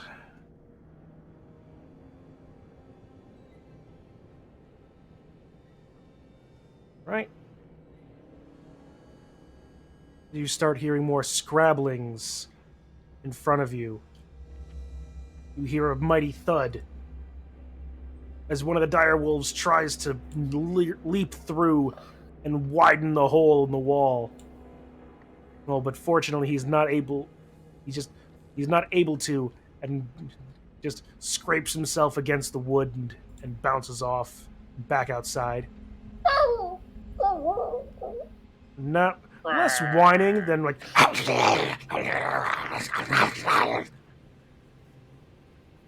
desperately trying to get into you. Toll. I'm gonna hit the guy right in front of me. I'm a simple man. Yep, 20 hits. Great. So it's going to be 10 damage, and then sneak attack from the assist is another 8, so another 18 damage. All right. Take 18 damage as the creature in front of you collapses in a pile. And then I'll spend my last Wales in the grave before my next short rest, and I'll put that on the other skeleton. So that'll take D6 necrotic. All right. So another 3 going to 6 necrotic, if what you said is correct last time. All right. Takes 3 more points of damage. You hear from the other side of the door, we have more on this side too! And I've got 6 movement. You've got the barrel. I'm just going to go and stand back here. Great. That's my turn. Ismark is going to notice what's happening, get in between you, and ignoring entirely the floating chicken.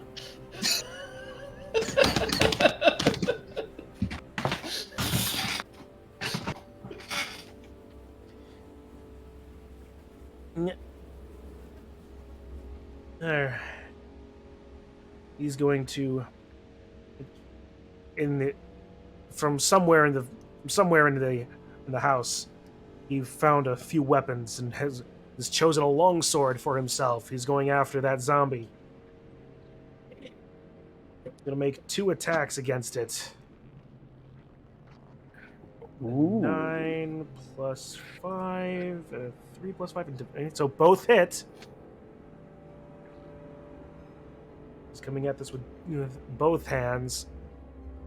So 2d10 plus 3 for a total of 17 points of slashing damage.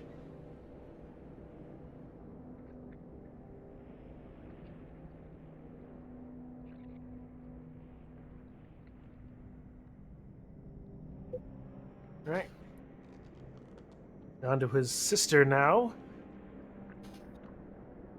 who has similarly armed herself in a manner. She has a rapier.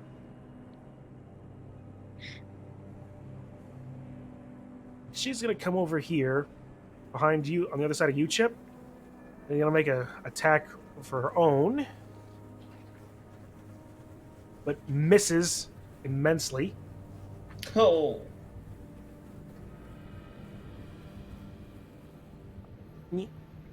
And is going to stay where she is currently. Theodore. Let's attack the zombie.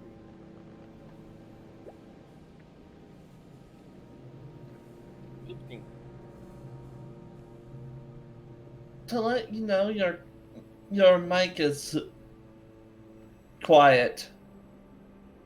Oh, sorry. Reckless attack the zombie. 15. Hello? You guys hear Yes, me? we can hear you Yeah. now. Yep. So you're Yeah. still so you're attacking that zombie recklessly then, huh? Yeah. All right. 15 hits, roll damage. For 7 points. It is still standing, although you have definitely taken one of its arms off. That's me. All right. Chip.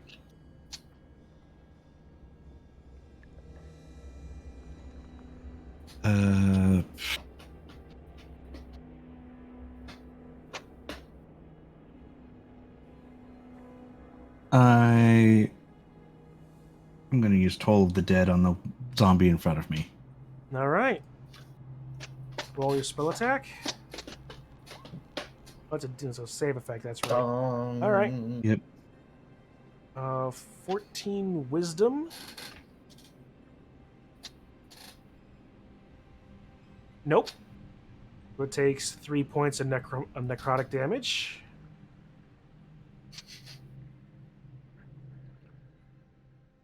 And it's still standing. It's very haltingly moving, but it's still standing.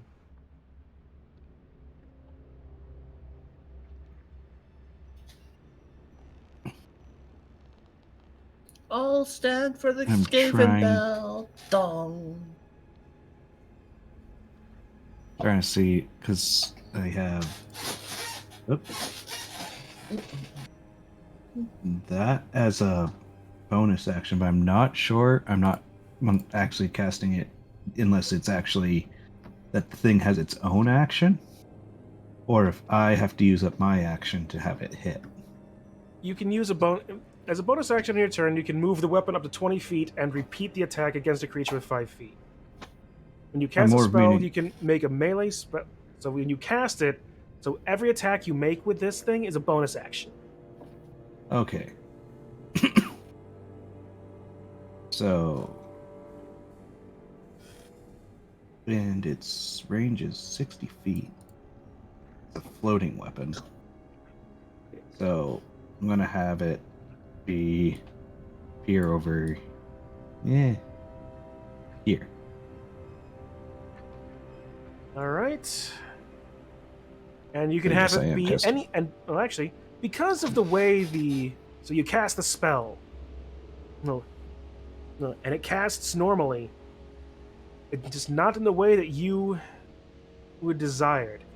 There's something about this place that your magic is not working the same way. Instead of whatever you thought you were summoning, there's a giant crate now. Why? Because I don't have anything else. To the holy crate. That is Unless great you want to do something stupid and add like a 1, 2, 3, 5, 6, 7, and roll me a D9 if you remember what that means. I'll roll the D9, I guess. Oh god damn it! All right. Roll for one, Jason. Oh no. What did you create?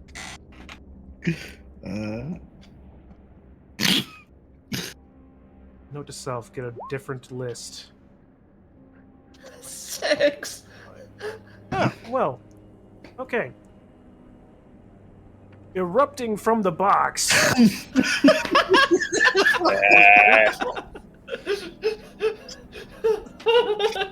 Rename that spell to loot box immediately. Yes. A figure, a spectral figure of a man in strange armor, carrying a large book, a skull-topped staff on his back, and a very strange-looking metal rod wand-like thing. Welcome. Allow me to introduce you to Gregor Eisenhorn, your spiritual weapon.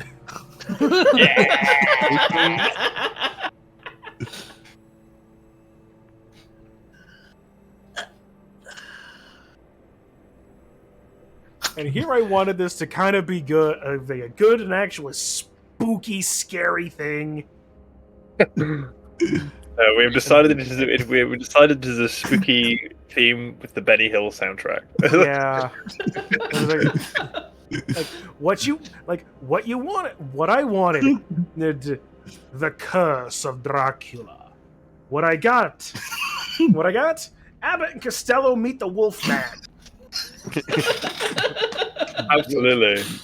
Oh, the wolfman. Don't forget, he's a All right. werewolf. Yes. That is a bonus act. You can make your attack now. Okay, so attack It's a- is Yep, melee spell attack. That's my spell attack, so it'll be fine. yeah. So theoretically, It would be a d6 plus 6. Your spell attack. Yeah. bonus.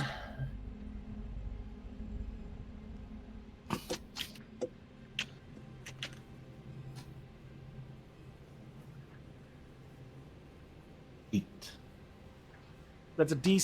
Okay, not a d6. It's a d20 plus 6. I misspoke. got it. Damn it.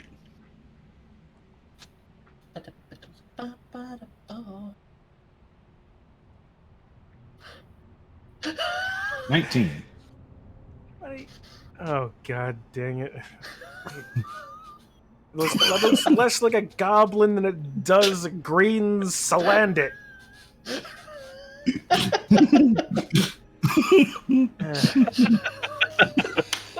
Whatever. 19 hits. 1d8 plus 6.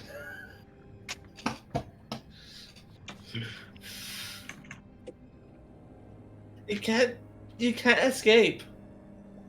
8.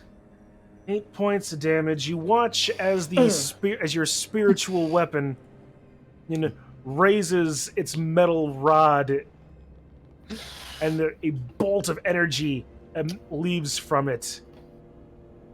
As the zombie in front of you, god damn it, it's got a pompadour now.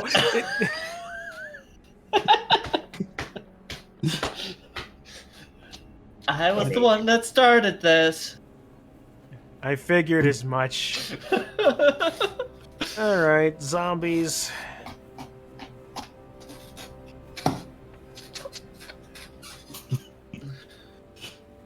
All right, one more comes in. 1, 2, 3. 1, 2, 3, 4. All right. Nope. No, and yeah, all right, so one more. It's through that door.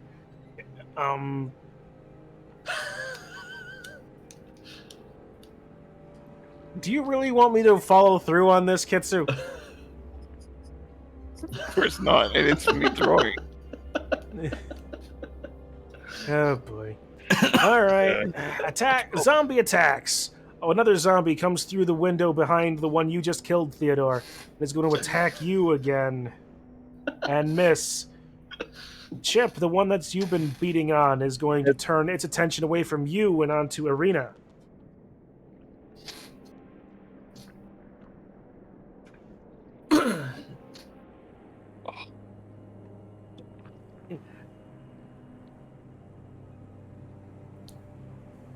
As it does, you hear a booming voice. None will touch my beloved. As you watch as this zombie is just about to strike at the person beside you, is grabbed from the shadows and pulled back through the window.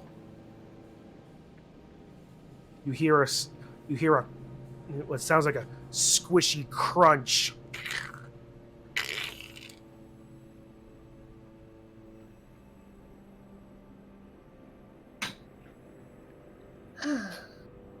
That didn't sound good, Chip. It did not. That's not good at all. And another zombie is going to take its place. Well, I guess the Kitsu. status quo is gotten back, I Got a good kill box going here. What? We got a good kill box going down here.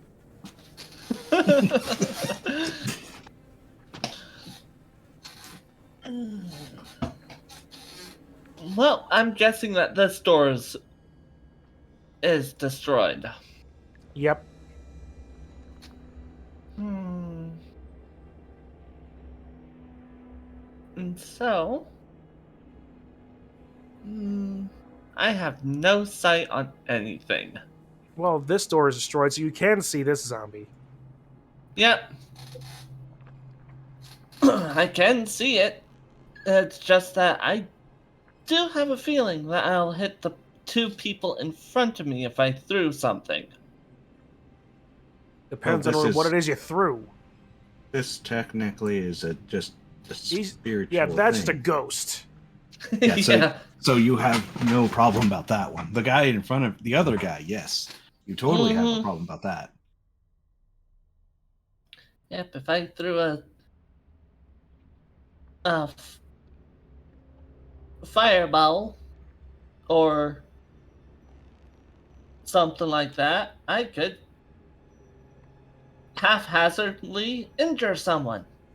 Except for Astral Dude.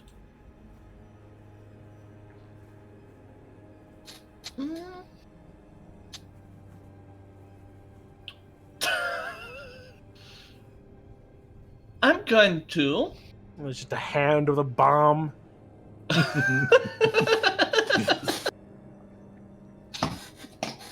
I'm going to move to the left one, and I'm going to. Let's see. How far did that say? About 60 feet. I'm going to strike that zombie. I should be able to reach it. Yep. With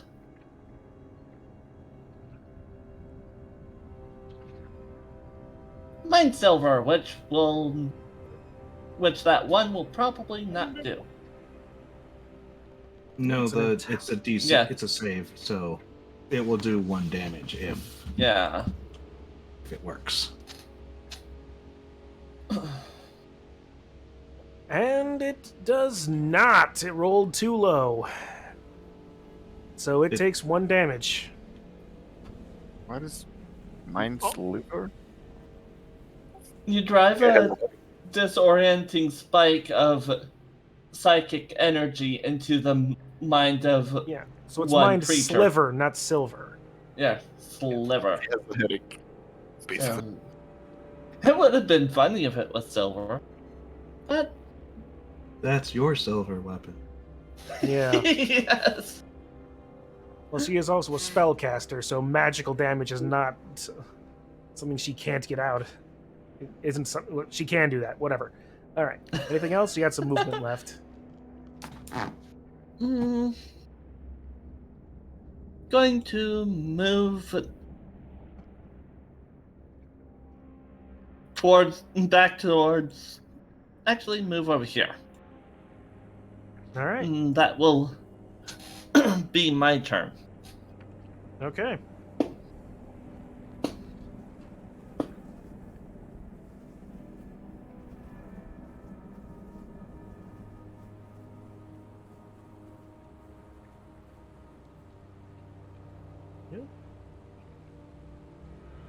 All right. You hear more thuds from the outside as dire wolves attempt to push their way through the windows again.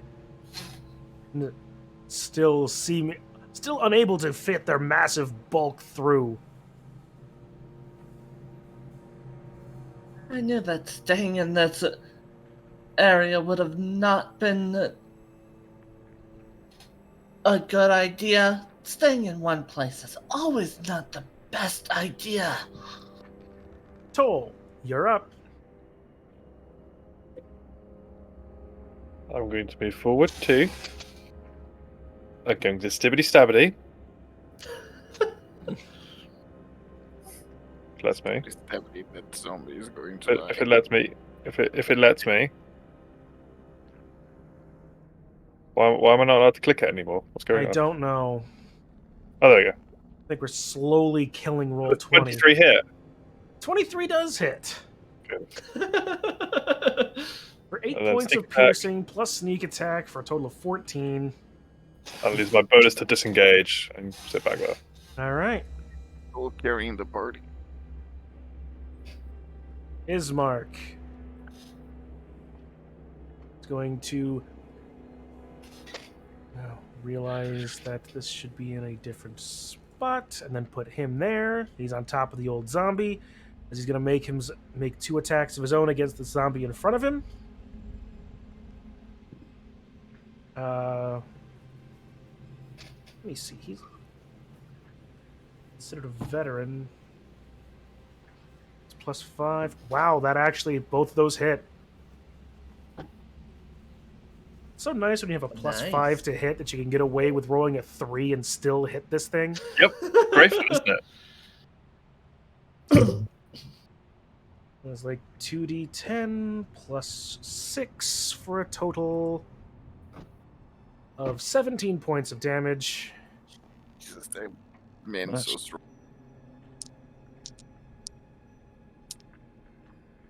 And that's going to be his turn as he is desperately fighting back the zombies. Irina, like, confused as to what just happened previously, is going to be a little bit more, be a bit bolder here, and go and actually make a more, what's the word I'm looking for? Confident attack against this zombie.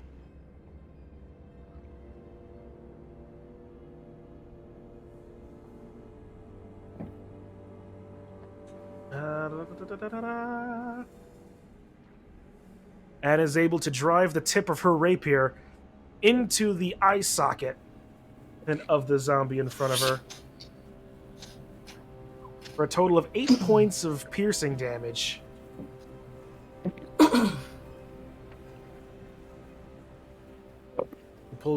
He pulls back, seemingly looking oddly invigorated by the idea. Theodore.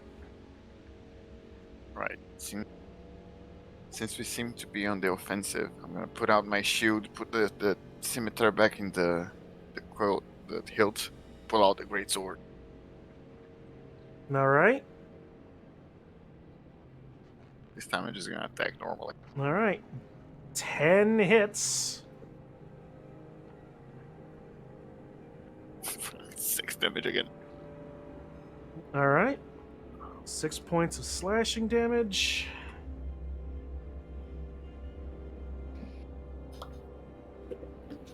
All right. Anything else? That's it. All right. Chip. Remember, you got a bonus action to move your Eisenhorn. Move and attack with your Eisenhorn. Yep, and it's 20 feet.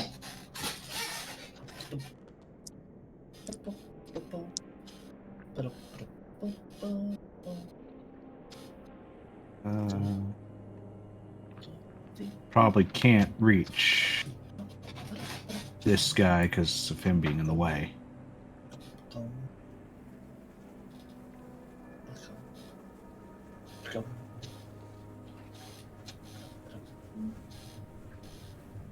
So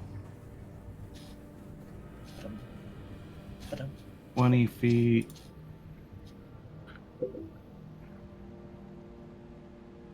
I'll have it move here, All right. and I'll make attack on this guy. All right. Roll your spell attack. That's +6. 21 hits. 10 points of radiant damage as your spectral Eisenhorn holds his thing up against the zombie's skull and just watch as it explodes from the force.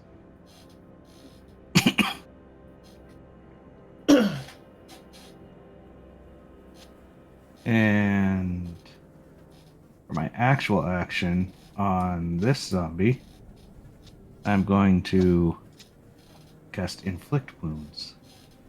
19 definitely hits. Inflict Wounds. On a hit, the target takes 3d10 necrotic damage. D10. Damn. For 18 points of necrotic damage.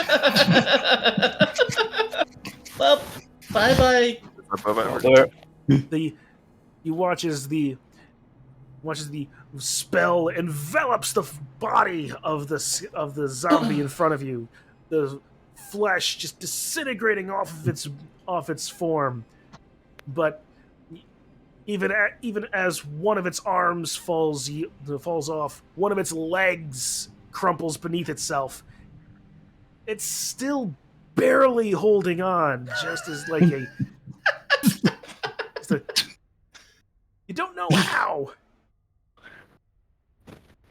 Probably what's going through that zombie's mind, if it had one, was, "Oh, please stop! Just let me die. Yeah. I'm already been dead, but I can't. But I want to die again. Why?" Well, he's definitely gonna try for it. Let's see, 1, 2, 3, 1, 2. Yeah, zombie is going to. As this one crashes through that door as well. These two zombies. Yeah, well. That crashes through there, allowing the other one to come through as well.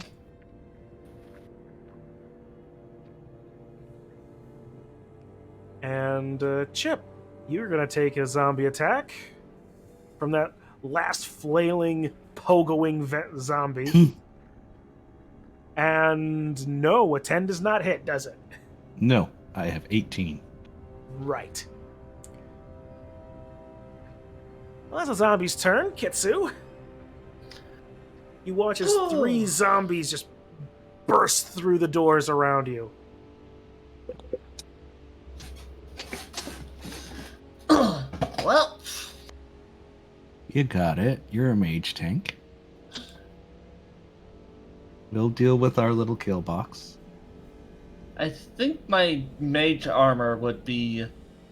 It should still be up. Yeah, it lasts for It's 8 hours. 8 hours. Yeah, it's... This dude, man, just only lasts for a minute. Mm-hmm.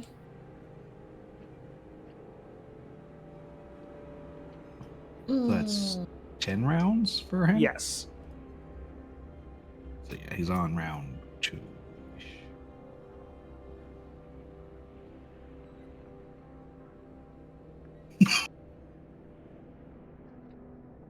I've been sitting on True Strike, which I could be using.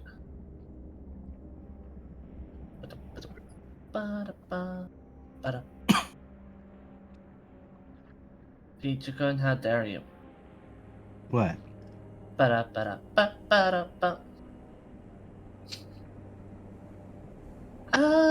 see.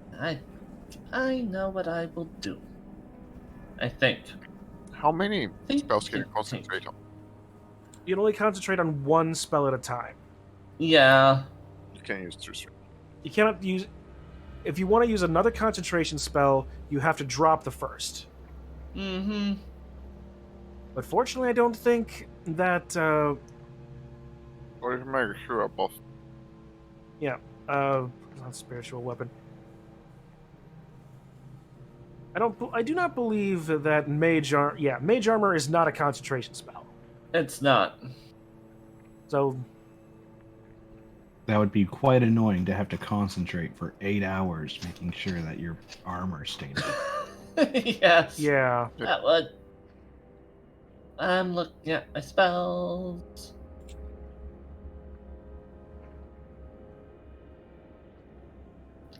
I do know that there's a. Good old fireball.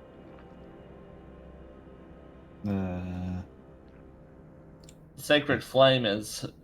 Sacred Flame is Kitsu's fireball. Mm-hmm. Kitsu doesn't actually have straight up fireball. or Use fire color bolt for that matter. Use color spray. If I was of that phase, Oh yeah. my shield is my phase.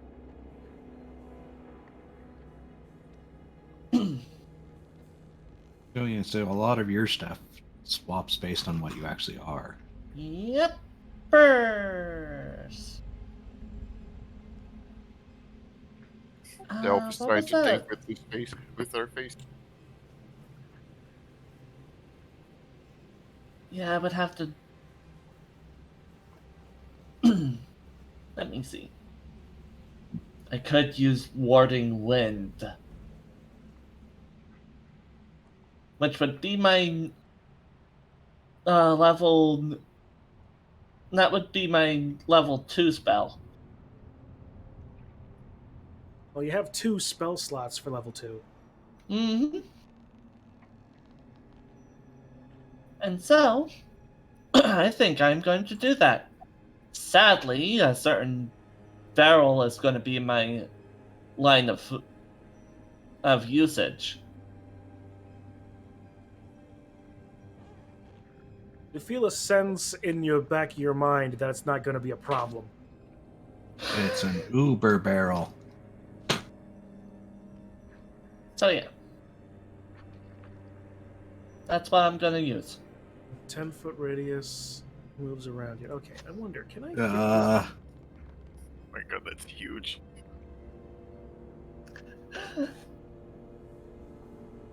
So Yep. Let's see, it is a 10-foot circle. which means What's a What's a Toll good gets color hit. of wind?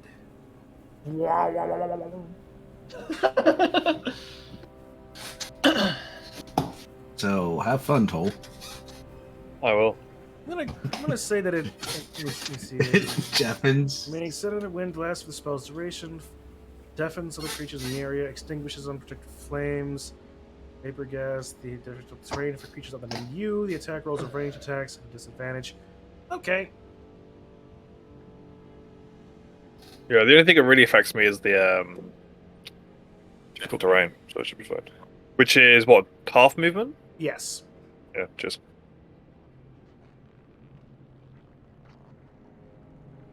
And my only.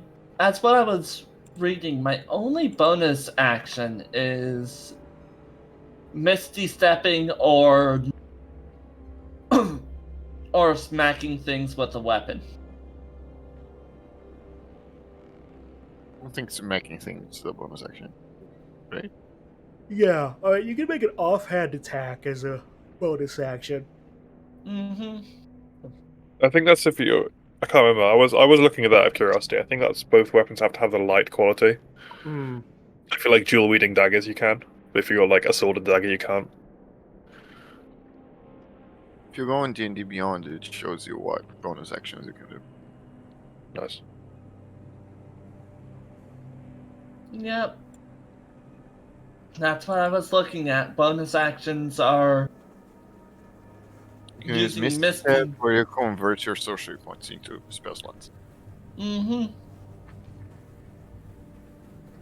You've ruined the boomerang attacks that would be coming in from this room to help out. Yep. Now we can boomerang. Leave you. All Or we right. can. It's just gonna fit that man. Yes. It's gonna recklessly throw the boomerang. All right. Dire wolves.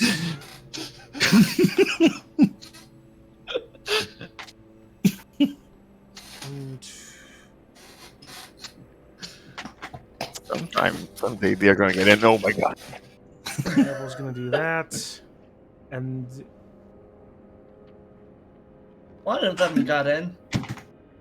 That one's certainly in the building. And it seems to be attacking a person. Oh no. as this happens, you also hear a mighty crashing as another direwolf seems to break through the northern side of the building as well.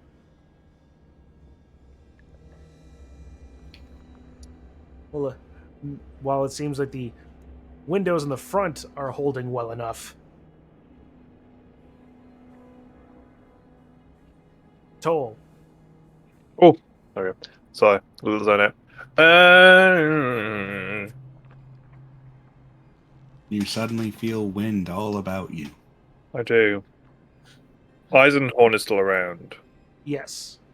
I will hold action until after the zombies, probably. All right. What are you wanting to do? Just a regular rapier attack? What? It was holding action. Right. Yeah. Whatever. All right. Holding. Oh, it's that way. Yeah, okay, that's fine. That'll be weird. I'll do a normal thing then. No. Whatever. No. That's fine. You can just say hold action. That'll be fine. All right. Okay. Yeah. So if I do weird things, just say I'm not massively experienced, and the DM I played with before wasn't particularly good with rules. So Usually, like, you declare what you want to do with your hold action. Like, if the enemy steps in, I'm gonna attack, stuff like that. But yes, just you can do it. It's up to you. But yeah, just to try to alleviate the confusion as much as I can. okay. I'll hold action for attacking a zombie if they step up to Kitsu. All right. Right. Ismark is going to take a few more attacks against the zombie in front of him. 19 and 15, both hit for 2d10 plus 6. The guy's a All right, beast. so he only takes 12 points, but that's enough to shatter the rest of the zombie's form as it falls before him. And he turns around, is going to use his movement to engage these zombies as well, and sees the dire wolf. And he's like, oh no.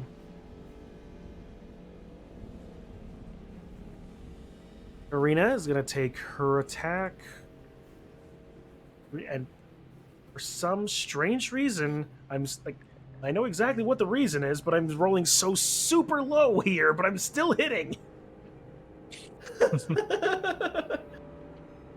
1d8 plus 1 for 4 points of piercing damage, and in doing so, Irina pulls back and thrusts her rapier into the neck of the zombie, piercing right in between two vertebrae as its head just pops right off, slaying the zombie.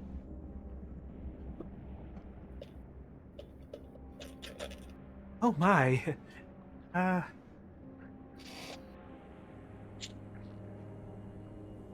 Theodore? Can I see outside? You can see outside. You see that there is a dire wolf that has thrown itself against the window a few times. Just the one. Just the one. Fuck it, I'm going out the window. All right, you charge out the window. Give me a second. I'll reveal more of the. Alright, do I need to? Oh no, No, this that's one is hide. That... There.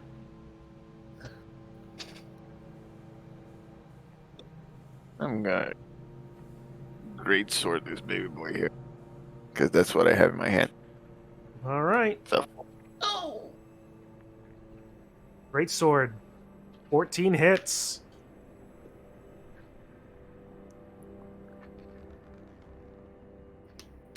it's a 7. Oh, for Oh, okay, there we go. 7 points of damage. The wolf yips in pain. It takes a bit of damage. That Chip. Okay. Gonna have the Spectre guy go. There. It's showing to there.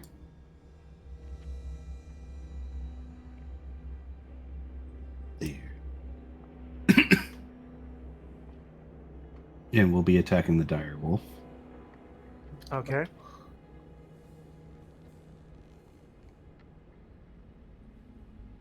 It will.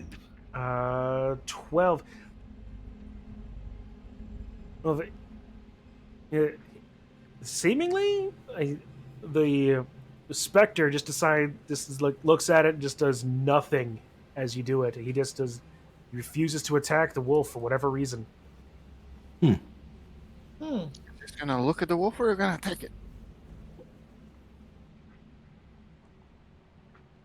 All right, well, you still have your main action.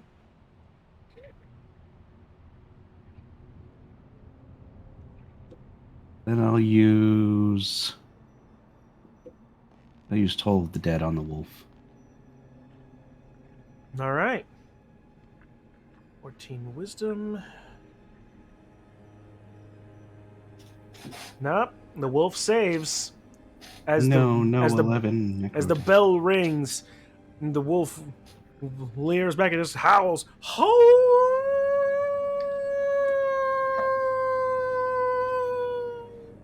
Drowning out the tone of the bell.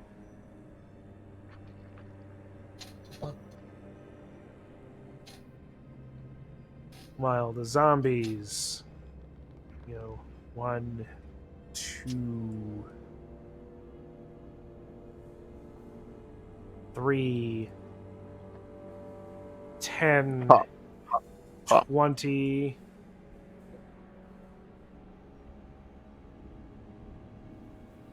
Yeah, all right. Ismark is going to take... This one is going to come over here. Right? Which sets off your attack toll. Will that set enough? Will that be an attack of opportunity from Ismark as well? Or... No, he hasn't left his range. Great. Okay, so I'll just He needs to. He'd 11 have to hits. go. He'd have to go Oh. like here. Yeah, I was gonna say I'll move to here just as so it's gonna be that, and then it's an assist, so sneak attack as well. Yo, 15 There we points of total damage. go. Finally rolled a good sneak attack. All right. With that, that zombie is gonna take a shot against Kitsu against 14. Zombie has a that. Oh no. Okay. I feel obligated to tell you, I just rolled a nat 20.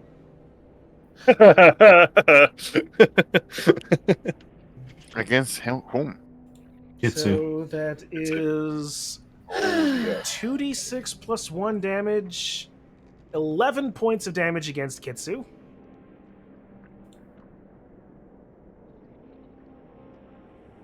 Bring her down to 12.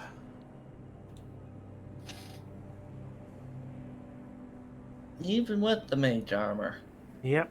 This next zombie is also going to attack you. 5 plus does not hit.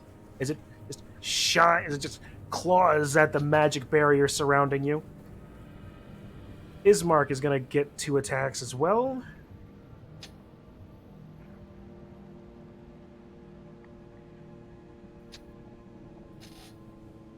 He has... Okay, he's good.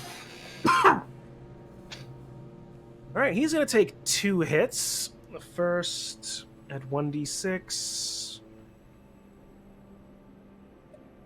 4.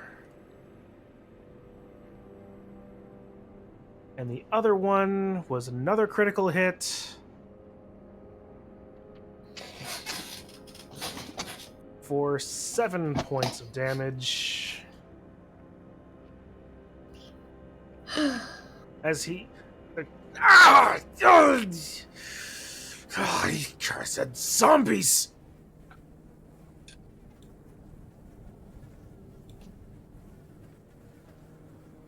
Kitsu, you're back. Mhm. I'm sorry. Does the barrel have a cake now?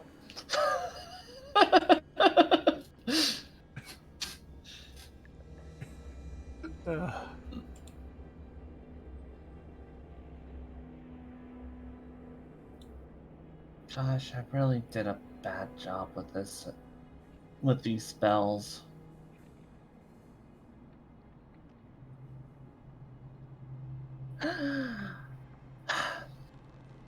Well, I know what I could do.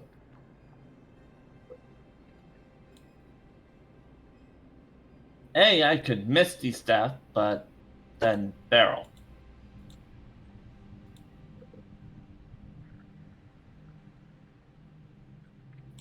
And there's everything else in the way.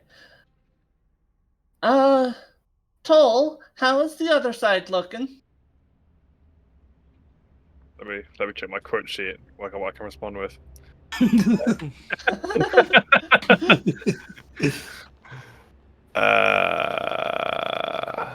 You guys are also like deaf. Yeah. Yeah, Well, actually, Toll I'm is definitely- Yeah, so Anyway, Toll so doesn't I hear can see. anything what you say, Kitsu. No, that's a very good point. Thank you. Although also similarly, you don't hear Ismark cursing the zombies either, so... Yes. Nice. I'll let you know that's not cake, that's pie. Actually, what?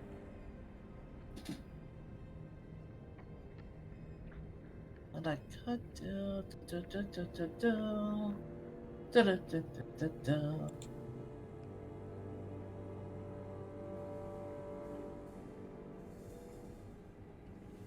is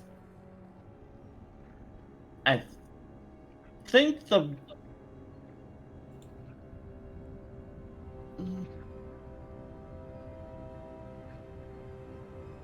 I don't think that I think I would actually lose the concentration if with that nat 20. Well, yeah, actually, you would have to roll a Constitution check to see if you keep concentration. Mhm. But wait, what are you casting as concentration? The wind. The wind. Concentration. The wind Oh yeah, that all right. So yeah, against that nat 20, it would be 11. So you have a DC of 11. That's a D20, which would be a Constitution saving throw. Mhm. God damn goblin with a banana! Yep, 11. You keep your concentration up.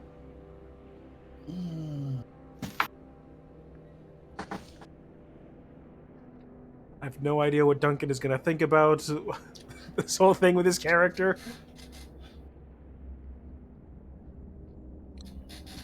All right, and the dire wolves' turn. Okay. Throw the banana. There is now a banana peel.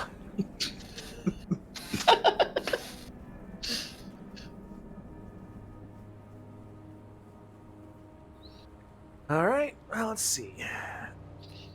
Well, that's it. That's game. Game over. This direwolf is gonna desperately try to fit itself through this door, and it can't really. It's a large creature. He's able to get through the window, but he won't be able to squeeze through that section. It's just too dummy thick. More like he's just too thick.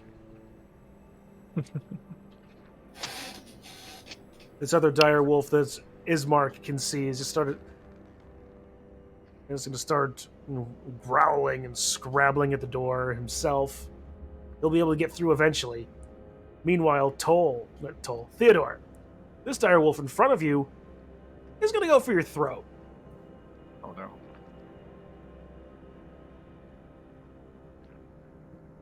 13 to hit. Doesn't hit. Of course not. All right. And it's just going to bounce. It's going to be thrown off of you as you repel its attack. Toll. Yes, I'm gonna stippity stab the skelly bro right in front of me. All right. 12 hits for 10 more points of damage. Okay. 10 piercing and then sneak attack for the assist. 20 damage. 20 points of damage as you drive your rapier through his form as it just crumples in a pile beneath you. Nice. And I'll stay where I am. All right. Ismark is beginning to look a little panicked as he sees a wolf and 2 zombies around him, but he's going to steel himself and make 2 more attacks.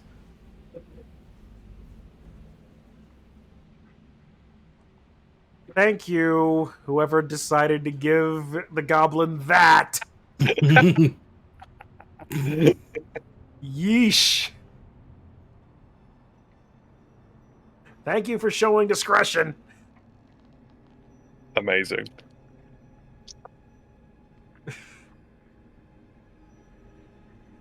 Okay.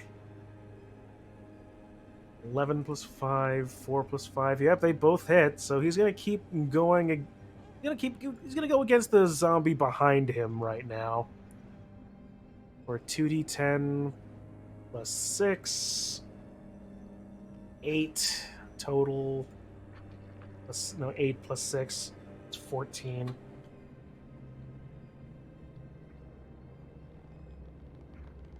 Yeah, and whatever he says, you don't hear it. Irina, on the other hand,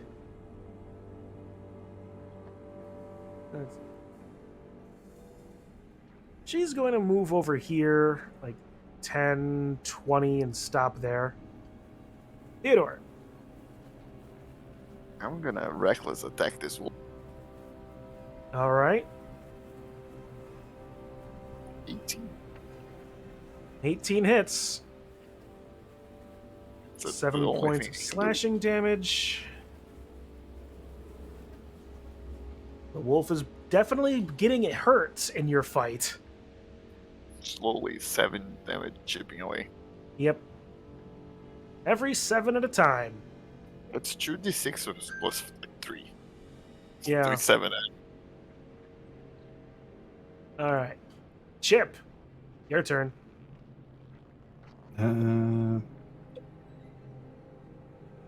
Well, gonna have the thing attack again. All right. Yep. Nope. Definitely no. Eisenhorn hears your thing, just crosses his arms. Just says, no. You just see this guy standing next to me. Are you gonna help? He looks over at you. He just has this glare of judgment, like he's used to being listened to.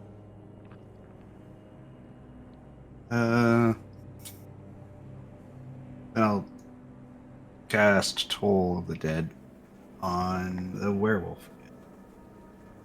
All right. Cool. Nope, he He takes the full brunt of that as the as the toll of the bell wafts over the whole area. He takes 9 points of necrotic damage.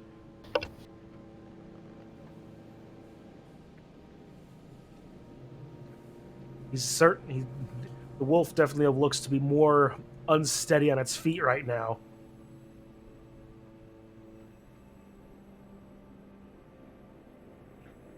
That'll While be it.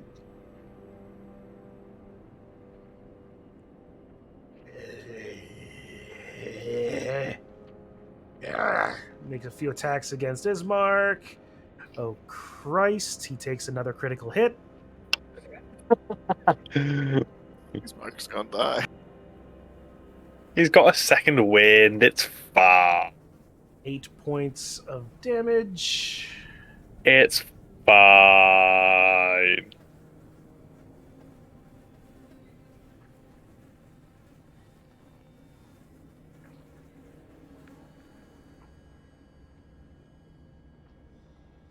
And 1 against Kitsu because, nope, 5 definitely does not hit. And speaking of Kitsu, it's your turn again. Okay, so I was thinking, and I'm going to decide to play it smart. I will cancel my ward. All right. So no more wind. Mm-hmm.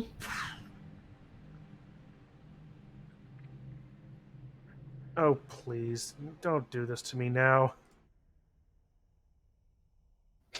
There. And I'm going to Misty Step into the room. All right.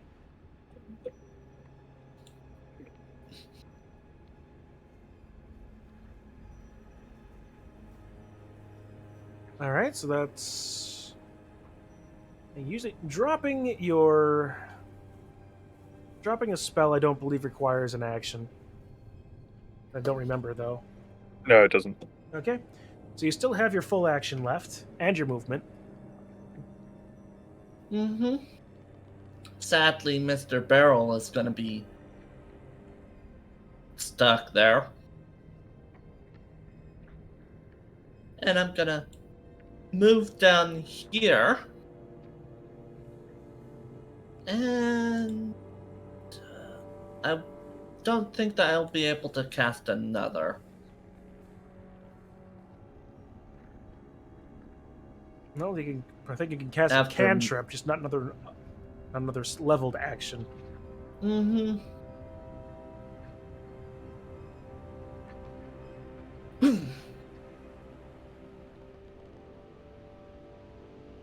Gonna use Moonfire on that wolf. All right. Dexterity save of 13. No, 8 points of damage. As now the scorched, wolf is now looking at actually beginning to panic. It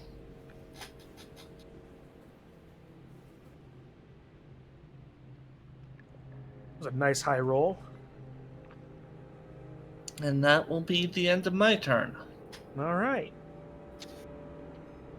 While the dire wolf, Woof. yes, is going to you see the right, going to realize where the situation he is and start bolting. It's gonna get an attack of opportunity. Yep. Does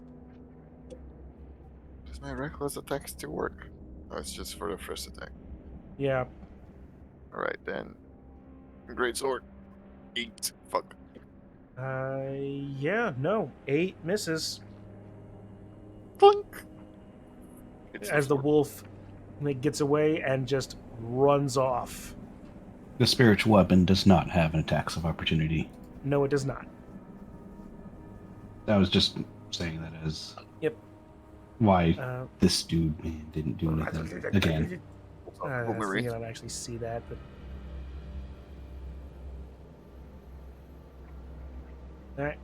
that wolf does not get through, but this one does come through the door that was broken in by those zombies.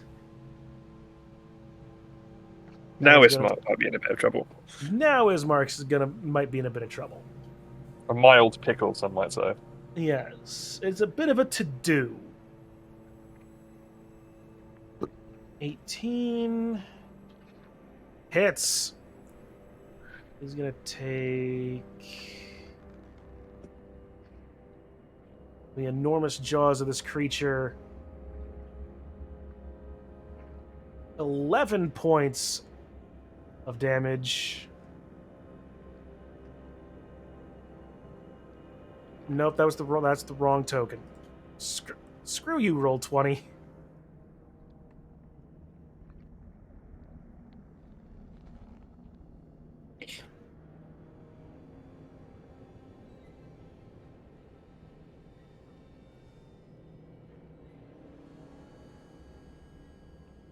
There we go.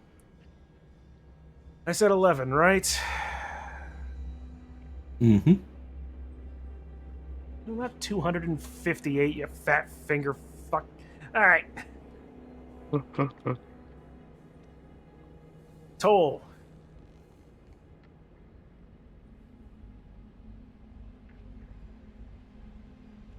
There are now no longer any winds.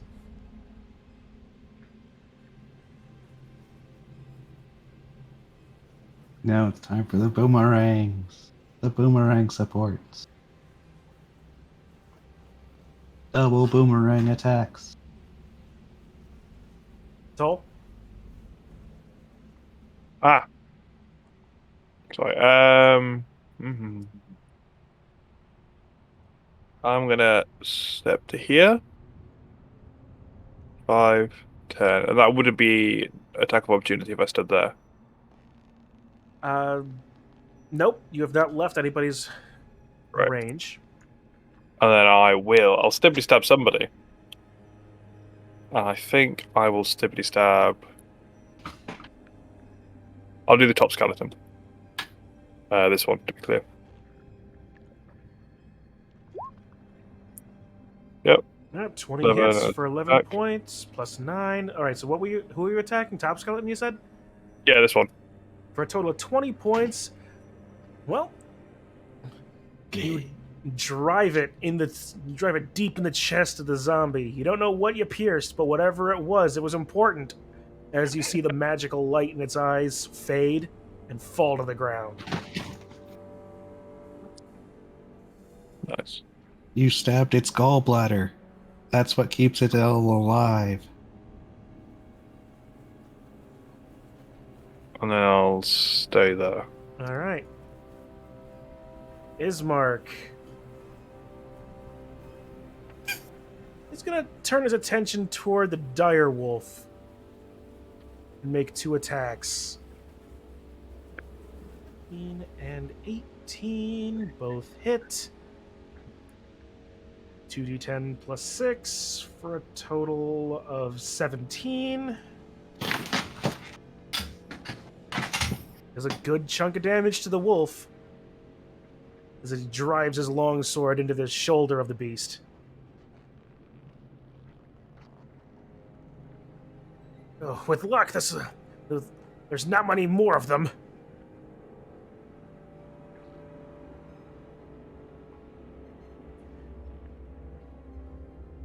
Irina is gonna look over here, see the dire wolf and the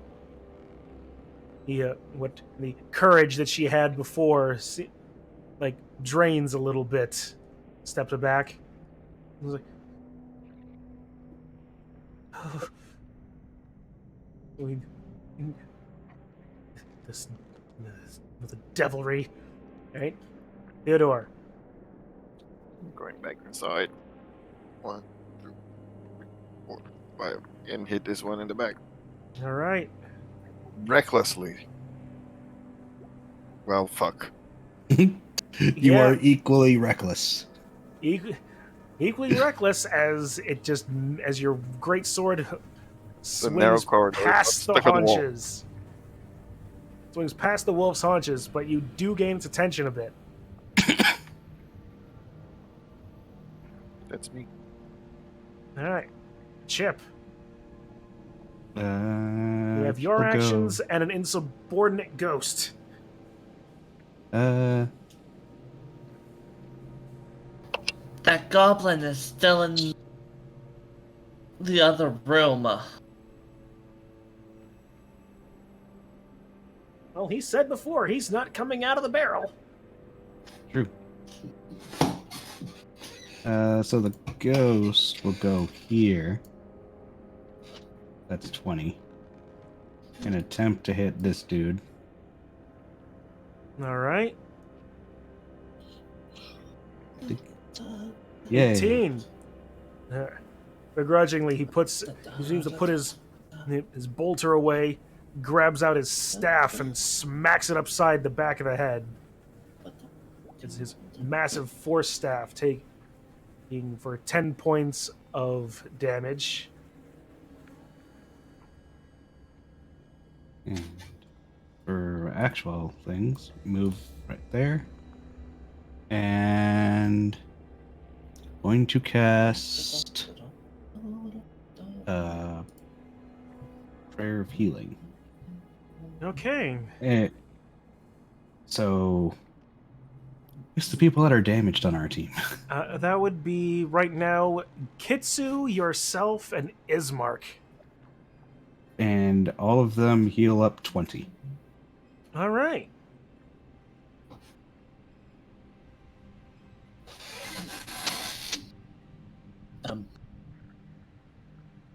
Kitsu's So back up to Kitsu. full strength.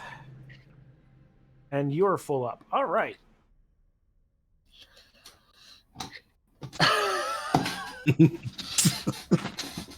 There's healing spell effect particles. All right. And then the zombie's turn.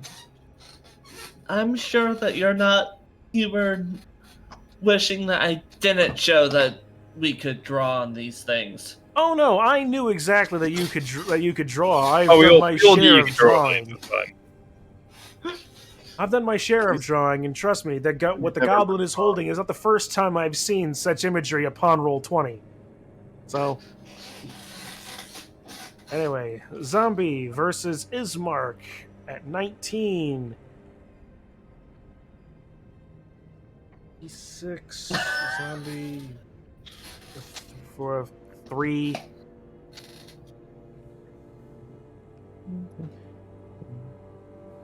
Attack against Toll. Hey, it's the first time you're going to get hit. Oh, you very take a critical. And here's the first time you're Honest to getting my hit. crimes. And The crimes of playing a rogue. Well, he rolls a natural 20 on the attack, but one of his dice was a 1, so you only take 5 points of damage. That was like the shittest critical.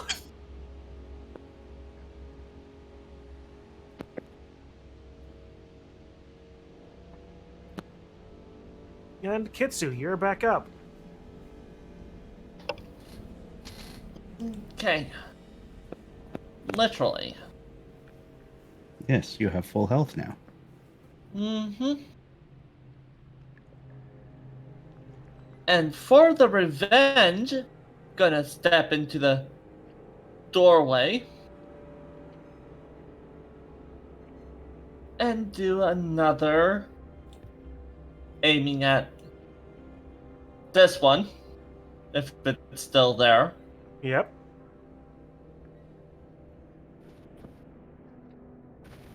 Throw another moonfire at it. All right.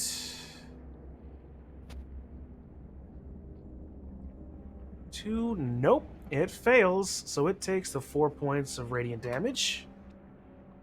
Now it's on fire, right next to the barrel. Yeah. All right. And yeah, It's a special not catch fire barrel. Yeah. A special not catch fire barrel, not draw enemy aggro barrel, just... But surprisingly, if you had thought to use it, it might have actually made a proper... Might have made a barricade barrel. Well, Yeah. the one real person to do that took like second watch and didn't think of it. You didn't let me move the barrel, so I couldn't do it. That would have been my fault then. I can only draw the barrel, throw Hang- stuff on it. Hang on. Let me make a... Let me make a... No, Yeah, it's hard to draw when I can move stuff. yeah. I'm just trying... I'm gonna have to make the barrel its own independent entity, aren't I? Well, for this session, yes. Alright. I'm gonna have to make a... Okay, watching your journals later when a barrel just shows up as a character. Oh my. Alright, anyway, Dire Wolf.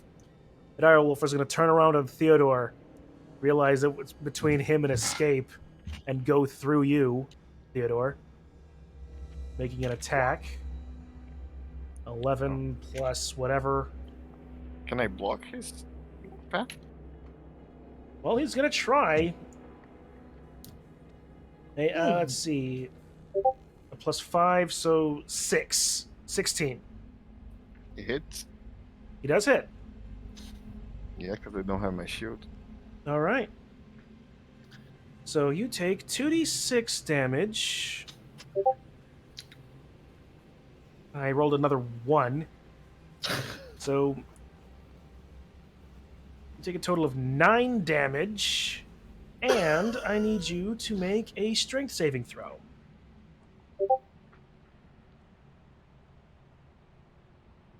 Look out, he has a boomerang. 7? Nope, you fail. You are knocked prone.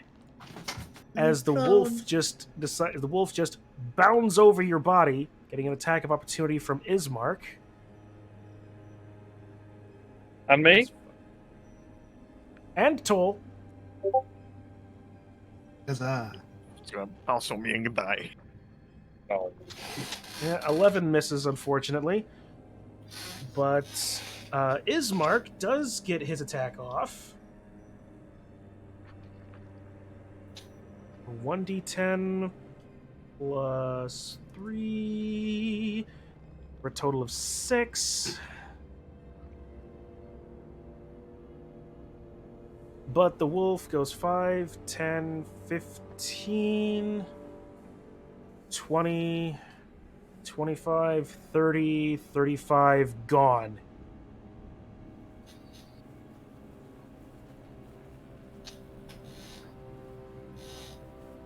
While this other wolf, in its desperations to get through,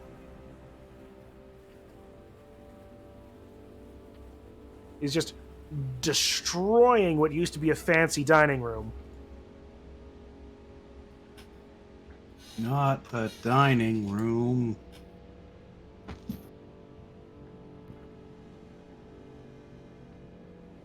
Alright, Toll, you're next. God damn it, another goblin's got a boomerang. Yeah. The goblin already has a boomerang. That's actually a part of the kit he really has. That's also true. Everything I'll is use my really bonus accurate. action to disengage. Go over to the not burning zombie. Alright. Actually, no, we'll go over this way. Sorry, we'll go over to this corner, and then we'll smack that Scally bro. The 20. 20 hits. So it's going to be a piercing, and a sneak attack is going to be 11 damage. Alright. The zombie takes the damage as your rapier slides in and out of its body. Doing something, though you don't entirely know what a zombie needs to maintain its form. How would a zombie need anything necessarily? Ooh. Ismark is going to take the opportunity and make some more attacks. Scoring a critical hit on the first. And a 15 on the second. For a total of 3d10 Jesus. plus 6.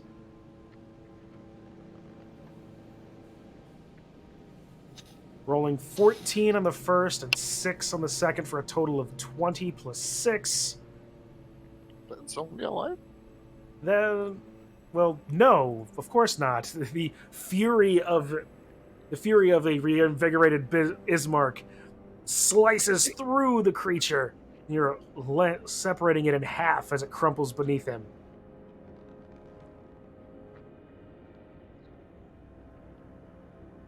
As he's going to use the rest of his movement to turn around and face the other zombie.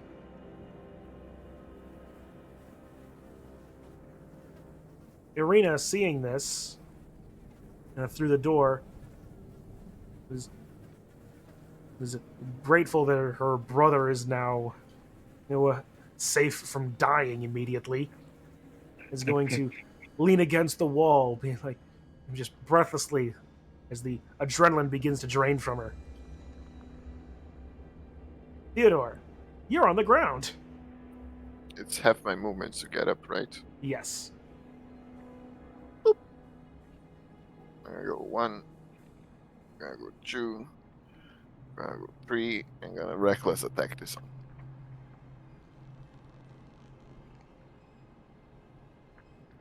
It's a crit. That it is. Roll your twice your damage die. Twice? Yeah, you roll your damage. Yeah, so you would roll 2d6, roll 4d6, and add your modifier. Alright, let me So do it again. for this, it would be 4, 5, 5, 2. So 16. 18. Okay. Yep. Okay. 18 plus your damage modifier, which is plus 3. So 21. One less than what it Tween. was actually. Twine. You don't quite. You do The shit. hero was old enough to drink. You do take off its arm and a decent amount of its upper torso. It's like the 4th arm I got in this bit.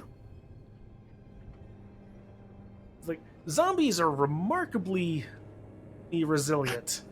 Their limbs are very flimsy. Yeah. Alright, that's me. Wait, Chip. did you... What? Okay, you did damage, but... You took off my max health for some reason. I'm gonna take off your... It's not your No, max you're- health. I did the wolf bit you the health before. The health that you're seeing below is Kitsu's. Yours is the one above you. Yeah. But I have like 32 maximum hit point. Yeah, you Yes, have you do. 32. The wolf did 9 damage to you, See? so... You have 23 currently. Oh no, I'm doing Kitsu. Sorry, Kitsu. Yeah. Alright, that's what you meant. I see. Now Kitsu suddenly got 9 more health. Sorry. Okay, I got it. Got it.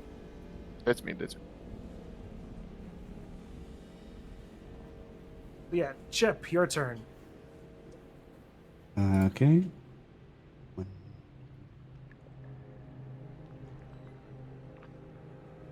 So, ghost thing will go here.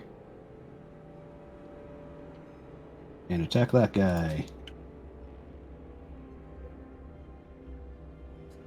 20 hits. Roll damage. 9. As Eisenhorn just is in his eternal pissed offness, looks at the zombie, catches its vision, and the zombie's just like, yeah, okay.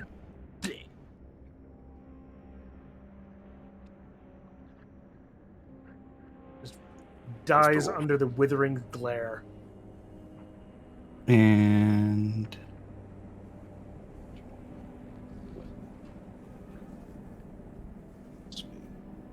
Anyone got to speak with animals? no. Let's use it on the wolf.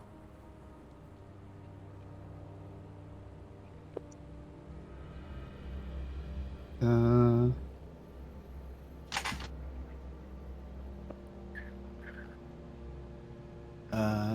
will use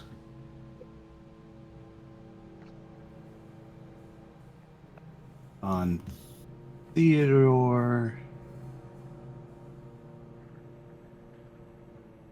healing. Oh, thanks. All right, so Theodore, you gain 8 more points of health.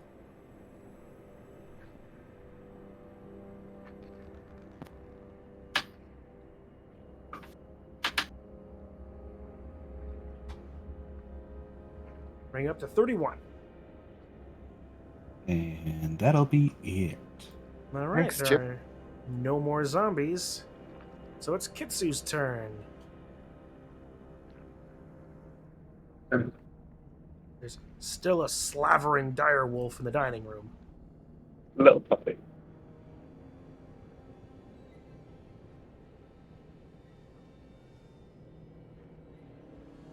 Kitsu? Right.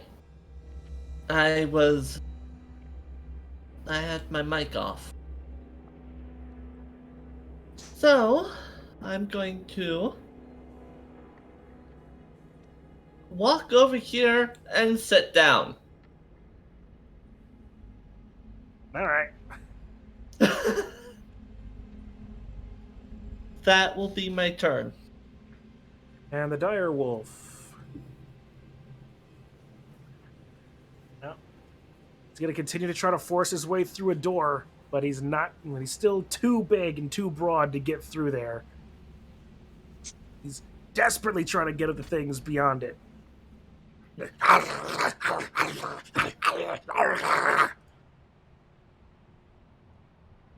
We gotta get out of here. What do you mean? We just won. There's just a wolf left. Well, since they know that we're here, we gotta get out of here while we still can. Don't mind that I'm sitting. We need to wait for daylight. Then we go to the city like planned. Going out into the night is gonna be suicide. We're still in combat, by the way. Yep. So it is Oh, Toll's yeah, turn. so Dagov's got us me. Toll's turn. I'm going to go up here, and I'm going to hold my action, which will be attack the direwolf when someone else walks in engagement with it. All right. Ismark is going to see you go, and he's going to go himself. Come up over here and make 2 attacks himself. 10 and 16. He misses the first one, makes the second.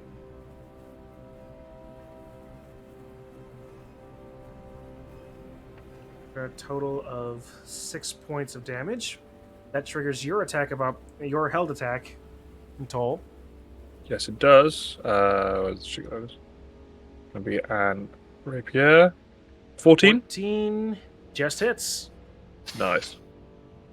It's be 10, and then sneak attack. There you go. So 15 damage. Points. All right. Irina is now fully coming down off of the excitement. She slumps to the ground, dropping her rapier. Theodore. I'll move here and I'm gonna cast poison spray on the wolf. It's a DC 10. Okay. For 10 damage. You take a deep breath and spray in the face of the wolf a spray of your poison, but the wolf does in fact succeed. Is poison spray a full damage or half damage? It doesn't do any damage if it doesn't. Succeed on a Constitution save throw or take It's 1d12 damage. All right, so yep, it succeeded on the save, so it takes no damage. I hit it in the ass. It has to inhale it. Fuck. It turned around to the guys fighting it. Of course, it wouldn't work that way. Guys, make it face this way so my spell hit. All right, Chip, you're up. Chip. Well, ghost guy first. Ghost guy.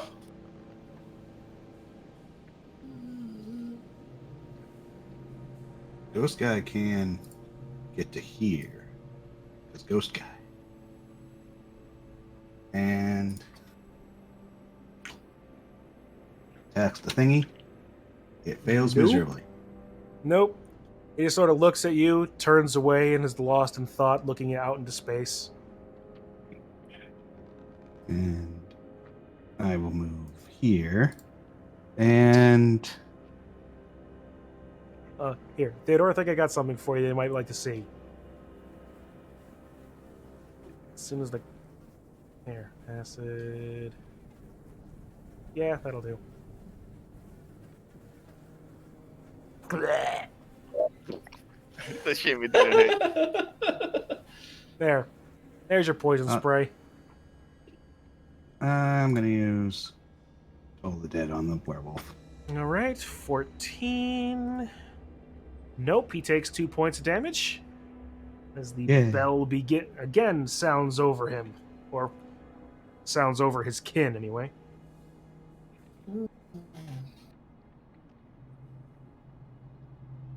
Alright. That would be either the third or the fourth time of using that Successfully. successfully. So, Kitsu, what are you up to then?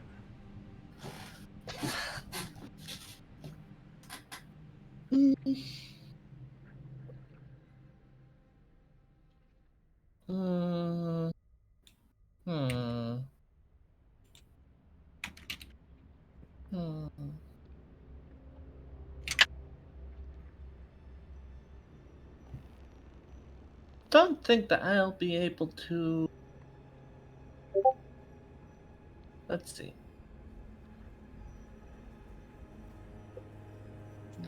Poor baby. It was kidding. I'm fighting it.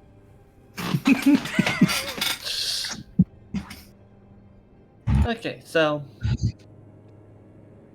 I'll move about right here, and I'll hope beyond hope of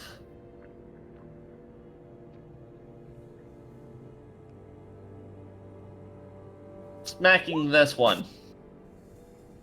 Alright, 5 points. Dexterity. No! 5 points of damage. It eats your sacred flame as as it's making its barks and growls. You're able to fire it straight down its throat. It's just like.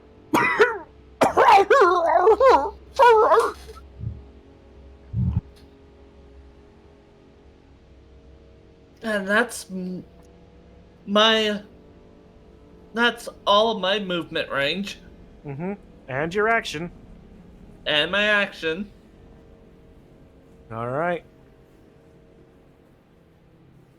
So now the wolf is going to realize where it is. Take a shot against Toll. And a crit. And Toll is dying. No, but he does roll a total of 7. No, that's a 19. Total of 19. Alright, so I need you to make a strength saving throw. Oh no, not this one. Oh no, don't do this to me. not my 8 strength. Alright, so you take the 2d6 plus 3, 9 points of damage. Okay.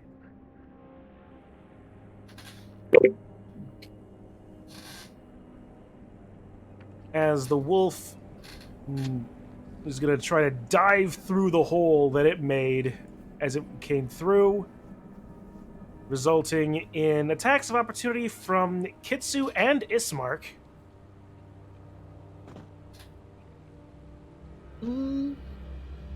So, Kitsu, roll a d20, add your strength modifier, plus whatever weapon you have. Okay. Why are my daggers not located here? Alright, so plus 3. You do have your quarterstaff. Yeah, I do have the quarterstaff, which... Not all of it, just a quarter. You can use your try to grapple it when they get away from it. What? You can try to grapple it. If you succeed, you can move. Basically trying to hold it if it runs away. True. Oh yeah, it's just Kitsu. It tries to grapple the direwolf. It jumps on its back and it just goes... Kitsu with her 9 strength. Can you grapple it? Yes. Big? I could grapple it.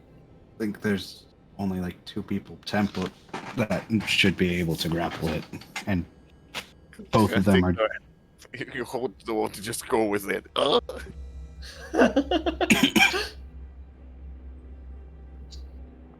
Yeah. Oh, critical hit. Imagine if it was a So- bit of critical grapple. Roll your damage dice twice and add your modifier. Okay, so do I just click on the quarterstaff? Yeah, Yep. Um, there you go. So 6 plus whatever your damage modifier is.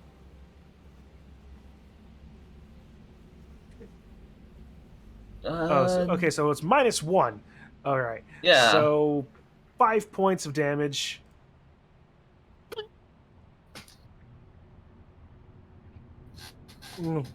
Meanwhile, Wow. Ismark is also going to make his attack. At the same time, he's going to hit and do a lot more as he basically slices off the creature's back legs.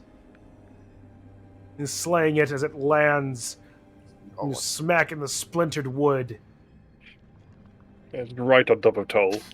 right on top of Toll.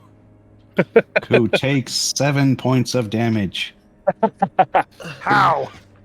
Oh, because it fell on him. well. Well, he's unfortunately, because the wolf is hanging off of basically out of the window on the wall, it doesn't actually land on you. Nice. And that's everything. well, that will deal with the barricades. And poof goes the ghost man. Yep. She tries to make a joke out of it. Strahd is sending a lot of stuff our way. But there was nothing. Strahd must really want me, for whatever reason.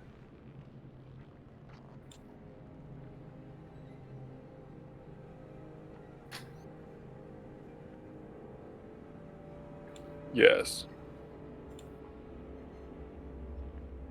The sooner we get out of this town, the better. Haste and expediency are paramount. But it's still suicide. Regardless of what we survived here, it's still suicide to go out on the roads at night. We need to wait for daylight. Yes, probably would be best to secure another room another room down here, just to be safe, or even on the second floor, perhaps. Is the second floor? What do you think? Do you think these stairs are decorative? I thought they went around.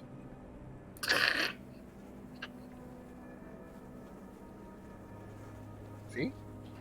You pop your head up and you see another bit of a hall. Yes, there is in fact a second floor.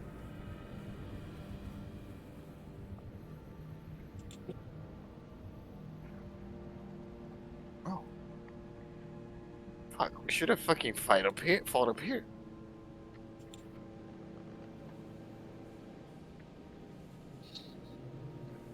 Are you okay, though? You seem a bit hurt.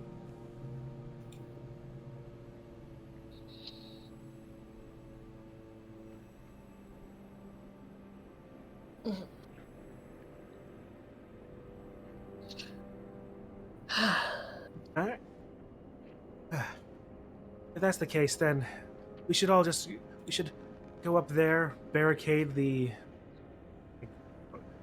find some sort of defense for the stairs, and well, actually, there's a fantastic barrel that if we just put like right there, nothing will get past.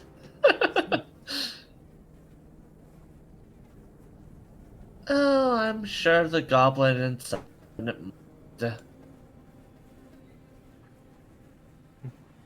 She just casually says, and He's like, "Oh yeah, no worry, I'll keep everything out." Oh, okay. Thank you, Mr. Barrel. I have.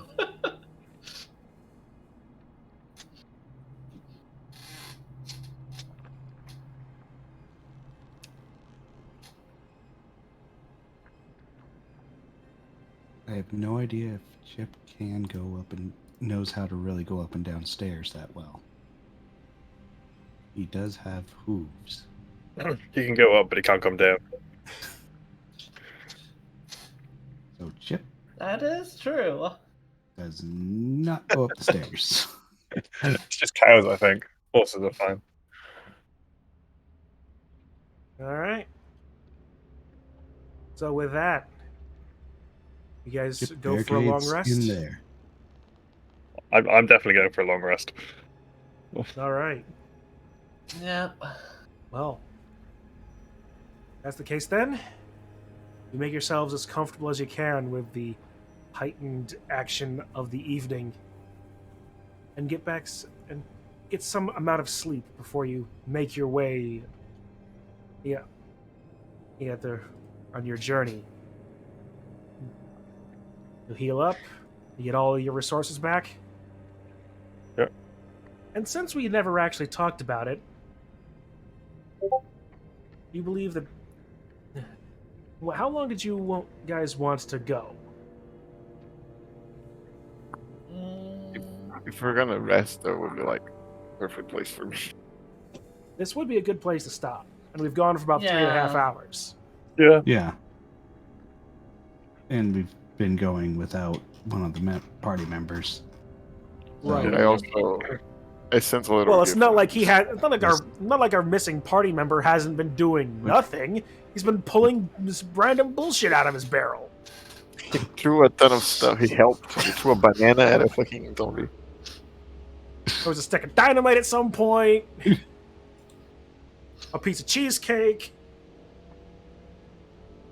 I'm pretty sure he had a chicken wing at some point. There was definitely chicken. Intercedine conflict, and my mind is no fortress. It is an open pasture ravaged by intercedine conflict and chicken. What's that from? Emperor TTS. That's it, yes. I was going to say, I was like, that sounds far too familiar. Yeah.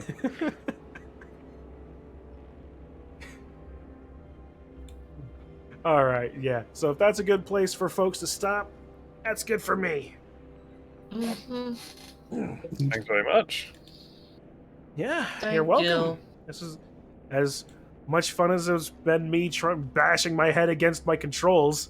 It was definitely a good game. Yeah.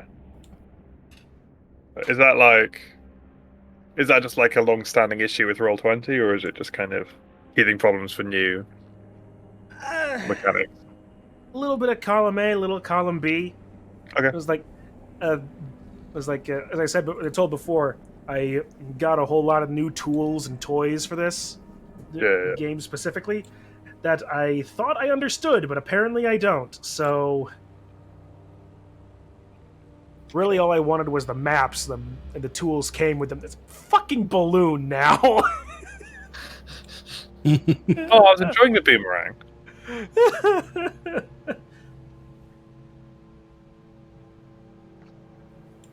Alright. But anyway. Yeah, so. Yes. Oh, okay. Whoever's doing the artistic stuff is like that looks really good, actually, for the limitations of the Alright. tools. It's just not so me. fun to draw. It's me. It's so fun to draw in this game. Like we have a goblin in a barrel. What is it gonna pull out of the barrel? Who knows? A loom. Goblin and a bear. Oh my god! If I don't like, now I'm gonna have to figure out some way to make a goblin in a barrel emote. Yes. I wish I was the goblin in this campaign. In a barrel. Damn, that's a great character. Goblin Just hanging out in barrel. I Note hope to he's self: okay. give Doot the Oh, barrel of random bullshit. Yeah. Yeah. It's like a deck of many things, except it's a barrel. It's a barrel. It only works. It works anytime you want it to, but it only works if what you want is something completely inconsequential and useless. Yes. Perfect. Pull one random item or trinket of 5 silver cost or less from the barrel. This item cannot be used in any way outside of impressing people that you pulled it from a barrel. Yes. Wah! What did I just do? Oh, I just reloaded Roll20 on my laptop, which is what I've been using to cast from. Nick, All right, well then. That's the case then. Same time in 2 weeks. Yeah, sounds good. Yeah. That's Sure. really nice. I think it's nice that we ended yeah. it. Yeah. Oh my god. Yeah, okay, good. Nice. It didn't break. It just didn't zoom in the right spot. All right. So then, guys, thank you for asking me to do this. It's been a lot of fun. Yes. In so much as Thank I've still been pulling my hair out, getting it prepared for this. It's good being part of the campaign. I'm enjoying it. Thank you. Indeed. Yeah. All right. And as for anybody else still watching, assuming that the people watching aren't just the people in the call, well, this is indeed planning to be a regular thing. So we will see you in 2 Sundays' time. Again, at like 5 p.m. Eastern. What? That becomes 10 GMT or That's whatever. now 9 p.m. GMT because your Nine- clocks have gone forward. Ah, that's right. So 9.